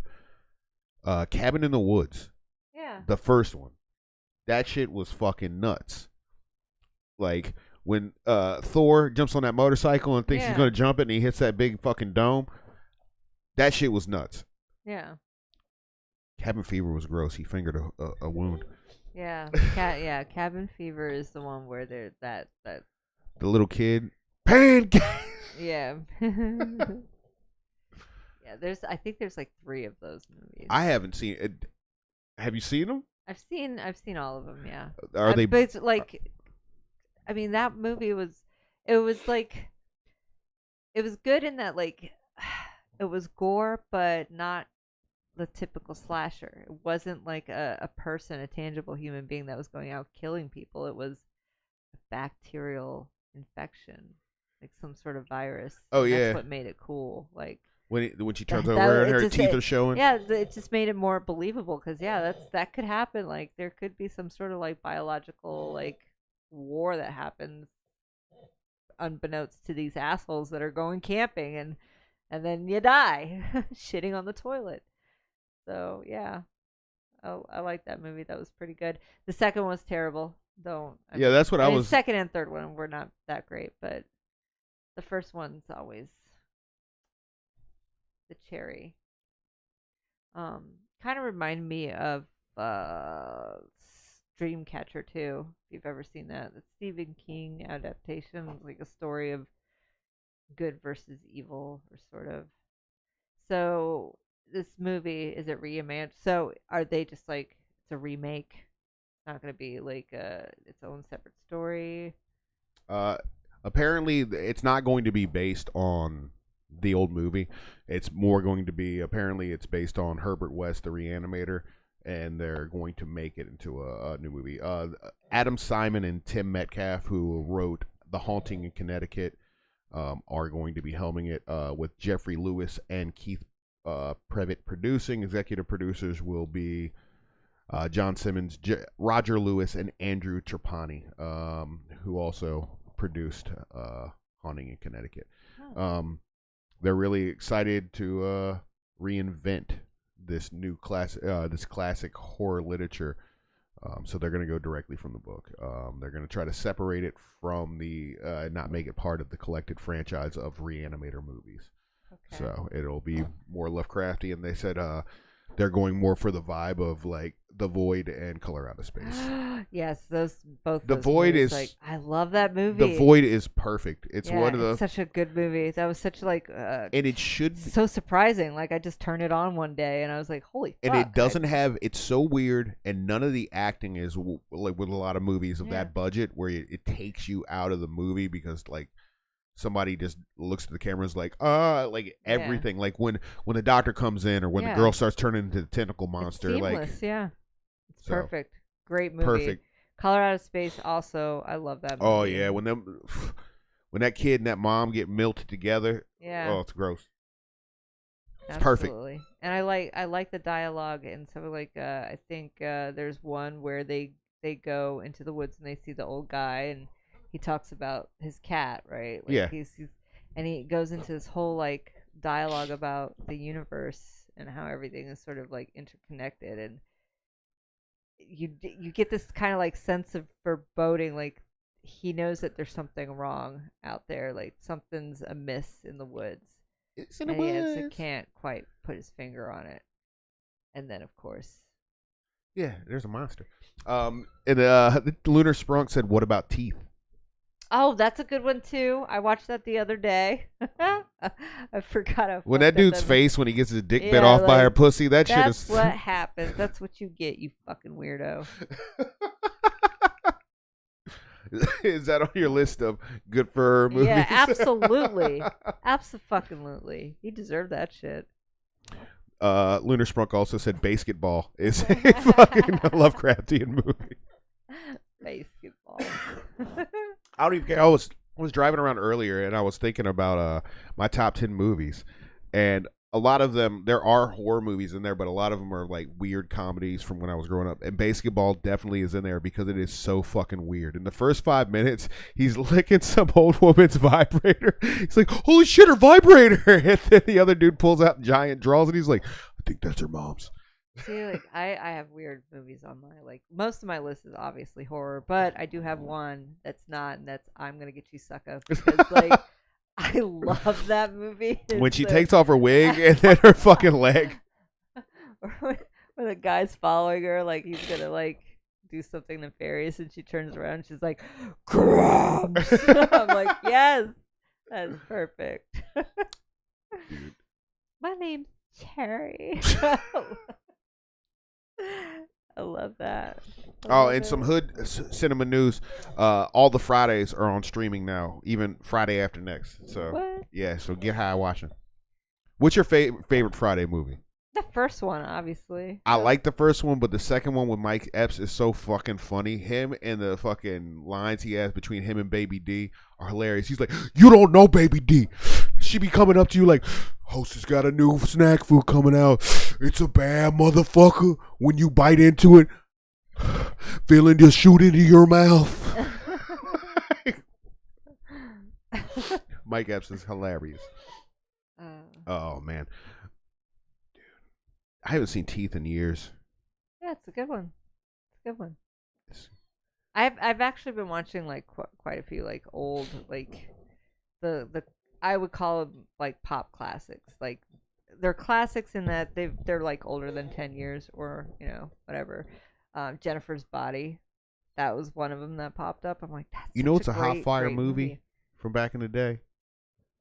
The Faculty. Yeah, that one's good too. I love that one. Even got Jon Stewart in it. Disturbing Behavior. Ooh, yeah, that's a Yep, good one. That's a good one. Damn, there's so many. You know good what's ones like popped that up. from way back in the day? Gave me the same feeling as The Faculty. That movie Invaders from Mars. Yeah. Like where he's got the Martians got to eat like copper or whatever, and the teacher like is fucking dude. I remember watching that on Channel 5 and being like, yo, teachers are fucking Martians. Fuck them motherfuckers. Yeah, I like that one. I mean, there's so many there's so many good ones. So many good like psychological ones that that came out around that same time too. So yeah, I've been on the classic kick for a My while. favorite movie this year, Sinners was good, but it's my favorite movie separate of being horror so far. Monkey. Yeah. Monkey was perfect. Yeah. It's like it had the perfect amount of like nihilistic, sarcastic sort of like stupid ways that people can like that's that the pool only... scene is yeah that shit was hilarious. Or when like he like the kid like there's a scene, I'm not gonna ruin it like by giving you like this little bit, but he's hanging out with his dad and he sees this brochure and he's like, oh, look, skydiving, look, they do weddings too, right? And there's like there's a part there's a payoff where the monkey, like the whole point of the story is like this monkey, like whenever you crank its like key, something happens. Somebody dies in a fucked up, horrible way. Well, they crank this monkey, and then all of a sudden, people are falling out of the fucking sky. And one of them is like this, like, lady in a wedding dress, and she's got the parachute that clearly did not open as she's plummeted through the building, and she's just, like, hanging there in her wedding dress. And he looks up, and he goes, see, I told you they did weddings. I laughed so hard at that part because it, like, clicked. I was like, oh, yeah. They do weddings. It has a really good opening scene, too. It's one of the funniest movies. And their representation of death was kind of cool. Yeah. Like, really cool. So. It was like a non-shitty version of fucking, what's that shit? Where people die all of a sudden. Yeah. What's that fucking movie? The Tony Todd's last film. It's not Fatal. The movie where in the first one, the dude runs into the airport and is like, everybody off the plane. What the fuck are those? Final Destination. Yes, Final Destination. It reminds me of those, but after the first Final Destination, I was like, all right, I'm done. Like, yeah. And they weren't funny. Like, they were like, oh, that's fucked up. But this movie is like funny, and there's the line where, like, there's a tall stranger that rides on a pale horse or whatever, and he's called Death, right? They're like, that scene where they see that, to me, I was like, whoa. And they don't say anything to each other. He just kind of looks at him, and he's like, yeah, my work here's done. And he just rides off on his horse. And they're just sitting there like, the fuck did we just witness? Anyways, let's keep going. So, you know what else has an ending sort of like that? Cloverfield 2 or whatever. Yeah. Like when she comes out that hole and was like, yo, John Goodman was not lying he to me. wasn't lying. Dude. Yep, that's a good one. Next stop, please. Like Lunar Sprung said, Final Destiny. All right. That one's actually coming out, I think. Tony Todd's last film. June. Yep, Candyman's last film, and you can tell he was sick. Yeah. I saw the previews for it. He's super skinny in that movie. Like, he kind of looks. It was alarming. Do you remember the first Tony Todd horror film that you saw? It was Candyman. Before that, you know what he was in? What? He played the role of Dwayne in the remake of Night of the Living Dead that Savini did. That was the first. I remember seeing that and being like, "Oh shit!" So between that and Candyman, he cemented his legacy rather early. Shit. I like the remake of Night of the Living Dead because Savini did all of it and it looks really good. But I did not like how they made the ending of it, where like somebody survived. I think all of them should have died. The end of the first one, the black and white one that Romero made, where dude comes out of the basement and he's alive and they still shoot him. Like it was wild. There were like racial overtones. One time I was on acid and Brian Morton told me, he was like, they really killed that dude in that movie. And I was like, you really thought it was true. Oh, for about 15 minutes I was like, yo, is he telling the truth? It was pre-internet, like where you couldn't just like whip out a device and be like, yo, did Dwayne really die when they made that movie? There's no fact check. The good old days when you can tell people anything and they'd fucking believe it. I mean, you still can. You can still do that. You still can. Despite any sort of link or anything. Yeah. Any sort of anything. Yeah, the firmament. Fucking, I saw pictures of the curvature of Earth. You know what's even funnier about that shit? I saw like a not even a debate, but somebody talking like about when they were actually like making fun of Christopher Columbus. Because initially, when Christopher Columbus was looking for the New World, he tried to convince the Portuguese before he tried to convince the Spanish to send him over there that he could get to the other side of the world. And the Portuguese apparently laughed at him and were like, yo, you're going to die. That's like, we know how around the world is, or like how many miles approximately it is. And you won't have enough fresh water to get to where you think you're going to get. And they wouldn't finance it. And she looked at it as like, because they were so rich, she was like, it's only 3 ships. If he dies, it's fucking not a big deal to me. So that's why she gave him the ships. But apparently, all the way back as far as like the Egyptians, they knew that the earth was round. And I've also seen a lot of conspiracy theories that, try to support more of a flat earth, where they reference the Egyptians. and I guess different things. But I didn't know that the Egyptians figured out the Earth was round. They didn't know exactly like where the continents were. They didn't know what it was shaped. But apparently, the way that he convinced the Spanish to let him go is he said that the Earth was shaped like a pear, and that like because the top of the Earth had to be bigger because it was closer to God. Yeah. So yeah. Oh The Egyptians figured it out, and Christopher Columbus was a con man. Jesus. Yep, and he was a human trafficker. Like, doesn't matter how much like information and like proof that you show in front of. Oh yeah, the else, internet's just made willful ignorance go up. Like speaking of which, like the tariff shit has gotten like to the point where, like, I have to laugh because there's like, oh, so this is part of the plan. This is all like, oh, he's doing it. Nah. Like, are you fucking kidding me? So like, I like to preemptively shop. I've always done that. I put things in my cart or I'll save it because like sometimes when you do that and take it out of your cart and just save it, the price goes down miraculously because they know. They just know. So I had a bunch of stuff on my Temu cart, like waiting. I was just waiting. I'm gonna like buy this stuff because like have it for the summer, like party stuff, just like stupid shit that I get it cheaper. I don't mind waiting a month to get it, Yeah. from China. It's like that's just the price that you pay if you want to save money. However, upon looking at it today, they now have this new thing called an import fee. Yep. My import fee for $100 worth of stuff was like $78. So it made it completely obsolete for the reasoning behind buying something cheaper than here. It would make it the same price. So I saw there was a guy online. And he had real time tracking on what they like the ports in Shanghai or Shanghai, China, their biggest port. And our biggest port is the port of Los Angeles. And they showed how many ships that they have just waiting to unload or get loaded in China. And there's fucking the whole thing is yellow. And yellow is like each yellow dot is a ship that is waiting to get a load.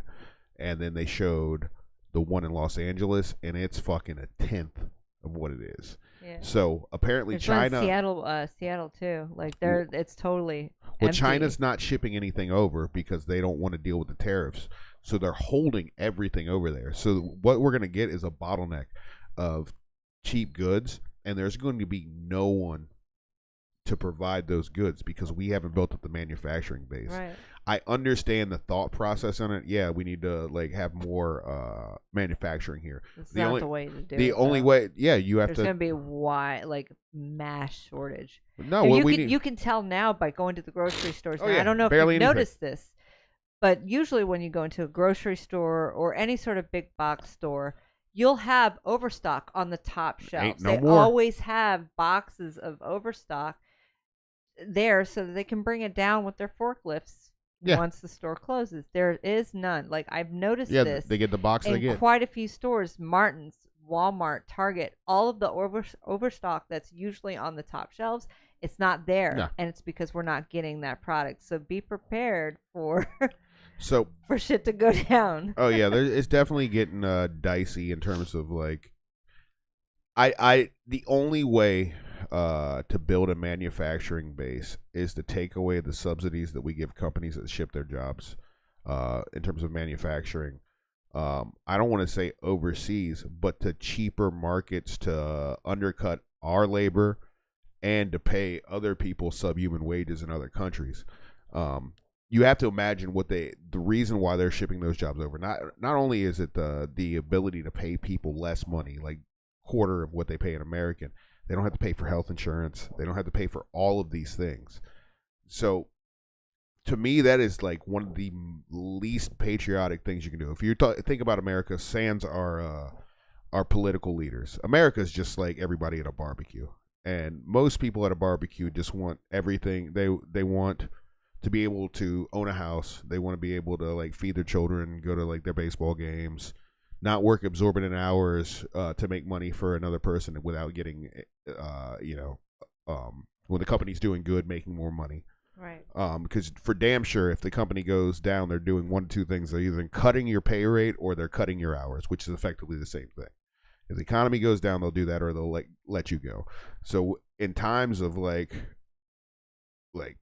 plenty, they should be paying you more or giving a bonus structure. And that is definitely something that is integrity from business leaders is gone. Yeah. In the 1950s and like 1940s, whether like it was like an issue between like racial stuff or whatever, there was still a thought process of these people make money for me.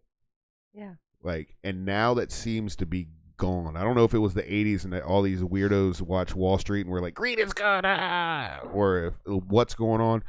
But when our money is worth more, it's because our GDP is higher and there's more liquidity in the marketplace. So when poor people have more money, rich people have more money. They might not have the same number. They might have 16 million instead of 19 million. Right. But that 16 million has more spending power than that 19 million dollars, because you will get that money back. You produce a new product, people are going to buy it. You're going to get that money. That's what Henry Ford did. That's why he made his vehicles cheap enough to where his labor force could buy them, because he was like, I'm going to pay them, but I'm going to get some of that money back because they're going to get a product. Exactly. But that mentality is not there anymore. It's just like, come on, gimme. Fuck like, that, eventually no one's going to be buying your product because they can't afford it. You know what happens? That's exactly what's happening to Tesla. Tesla right now. Little bit of Tesla. Tesla's not. I mean, their product is kind of trash anyway. Like in terms of like electric cars, there's other cars on the market that are way better design and it's a little bit more affordable. I was talking to Fam the other day, and he was talking about like there's Rivian, there's even like when we went out to Colorado to visit Fam, we got the Hyundai Ioniq 5 or whatever. That son of a bitch is badass. That's probably like a quarter of the cost of a. Absolutely. And that thing, I will say that it is annoying if you live in an area that does not have rapid charging stations. But if you live near DC, between Sheetz and like Wawa's, there's always a block. It's just a matter of having the correct adapter. Right. And for most people that end up like investing in these type of vehicles, they end up getting their own charge station, so they only really have to rely on it. If they're in a jam and they have to like fill up in between a trip or something. Oh, so. Yeah. Like, I mean, when we got ours, like we drove around a lot, and at no point was I like, we're going to run out of gas. Like, it was more like, how do I use this app to use these fucking chargers? That was the only hassle. But it like after you get past that, it's fucking relatively easy. Yeah, and even like sitting there waiting, like we would just like shoot the shit. Like, I mean, you would plan it out, like if you like, because we hit one up near a Walmart. If you wanted to go to Walmart to shop, you just fill up your shit while you're in there. Right, that's cool. I definitely will rent an electric car again. Oh yeah, dude, it was like riding an iPod. Yeah, it was. It's cool.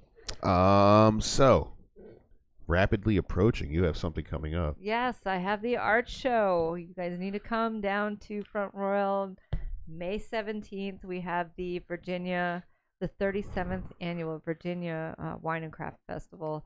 It's going to be a beautiful day. I already looked at the weather. You're worried about it compared to last year? Yes, last year it rained. I mean, I was pretty successful last year. I sold most of my pieces, and it was pretty great. But I'd like to have a beautiful day. I'd like to not have to run down the street with my artwork hoping that the rain doesn't melt it away. So definitely come visit us. You'll see my signage, giant snail. Well, that is odd. Come to my little shop and buy some weird shit, and support other local businesses that are going to be slinging their wares, because that's kind of important. If you want like really cool shit, don't go to the big box places right now, especially right now, because they fucking suck. I still have a strong like kind of like fuck them. I'm not buying Amazon, not buying Target, not buying Walmart. So if I want something, I try to like source it independent, like mom and pop shops. Yes, prices are going to go up everywhere, but if you're going to spend that much money, you might as well give it to support somebody. A local business. Yeah, don't give it to some fucking oligarch. Yeah, fuck those people. Brendan in there in the chat says the secret is to cut corporate profits. Yep. Also, I love Tesla. I love Tesla. And the other vehicle company that me and him had talked about was Slate. That's another electric vehicle that's significantly cheaper. Somebody in here named Ash Dog said, dead ass, that's why I left Tobacco Hut, because Sam wasn't appreciating me. And as soon as I'm gone, he gives some girl that's been there a quarter of the time the higher pay raise than I've ever had. That's because she getting diddled. Oh, But yeah, that is fucked up. Fuck that shit. What is a T-slur? T-slur. Oh, T-slur. I I'm love fucking T-slur. no T-slurs in the gym. Did you see that one reel where it's just a clip of him like bashing electric cars, and then in between each one, it's like, "I love Tesla." Motherfucker try to do a love goddamn commercial for Tesla. that motherfucker. Jesus fucking this chuckle fuck! I swear to God, every day it's like it's a new like. Really, is this happening? Is this reality right now? Imagine working one shift at McDonald's and then moving to selling cars right on the White House lawn. Yes. Fuck. Oh man. Insanity persists. Where can people get all your art at? You can go on Instagram right now if you want to see my my portfolio. That is odd. All underscore. You can also check me out on Alola on Loan. That's my regular page. Or hit me up on Facebook. I'm also there. You know my name. You know it. I'm a gem. So get some of your procure some Yes. wonderful oddities Yes, and art. please come and buy my stuff. I'm a starving artist, as you know, and now I have to pay fucking $100 import fees for some of my art supplies. Just kidding. I'm not going to be doing that because. I will be down there as well, but I'll be looking for a punk bitch wearing a Chosen hat. Yeah, we're gonna get you. I'm gonna fucking wear. We're I'm gonna gonna get ya. I'm gonna wear my full gi and go down there and just gi choke a motherfucker. Fucking. I dare someone to be rude to me. I am feisty. I'm unmedicated now. Y'all are in trouble. Fucking. You can go over to Dirtbag Radio. That's my Insta. All kinds of stuff there. Lots of reposts. And you can see me every Monday night at Catamount Lounge hosting the open mic. If you perform, whether you do magic, you do poetry, spoken word, stand-up comedy, or music, 15 minutes. Do whatever you want on stage as long as your pants stay on. And see some of the amazing artists. There's a lot of collaboration going on. There's a gentleman named Wayne plays the mandolin. Will just jump on stage with people and fucking he solos his ass off. This motherfucker is so impressive. Any song somebody plays, he's like, what key? And then he just starts. It's fucking. And every time he gets on there, and he smokes. And he's a fucking awesome gentleman. Him and Mike Hasty, who's had 3 episodes on this show, have a duo when they perform that I have billed these silverbacks because they're both men of gray hair. They are champions and they do various songs in a very awesome fashion. So come check it out if you are at or around Front Royal. It's 124 Main Street in Front Royal, right across from Royal Cinemas and beside Vibrisa. So come check it out. You can also go to Capital MMA, 8 local locations. Herndon is our newest one, helmed by Iman and Roland. They're fucking, if you want to get right, if you want to fight MMA, you just want to do some martial arts, if you want your kids to develop some discipline and some self-reliance, take them over there. Or if you just want to learn how to choke a motherfucker. Also, there's been a lot of interest from women in Front Royal about a self-defense course. That'll be set up. I'll put something online. It'll probably be donations to stuff. I don't want to charge people, but if you feel like you want to pay for those classes, there'll be donations. And yeah, come over. Well, you probably see my kid choke me a bunch because I'm gonna be the person that gets. I'm gonna be the attacker, so my kid will probably beat the shit out of me. You want to see fucking Lily, the state champion wrestler, beat me up?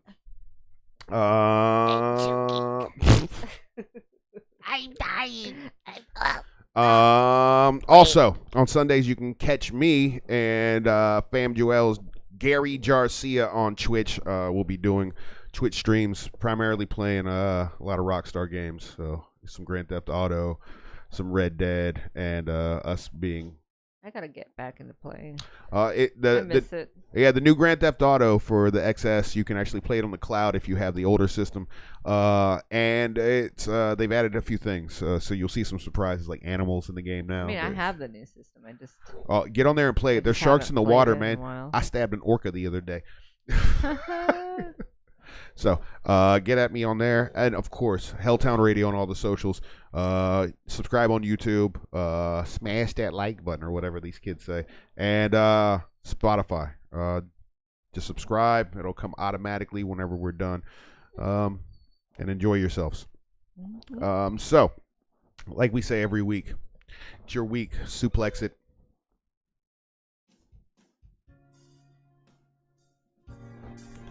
Also, 2 fingers in the butthole is better than 1 in the pee hole. Read your Bible. Bye-bye.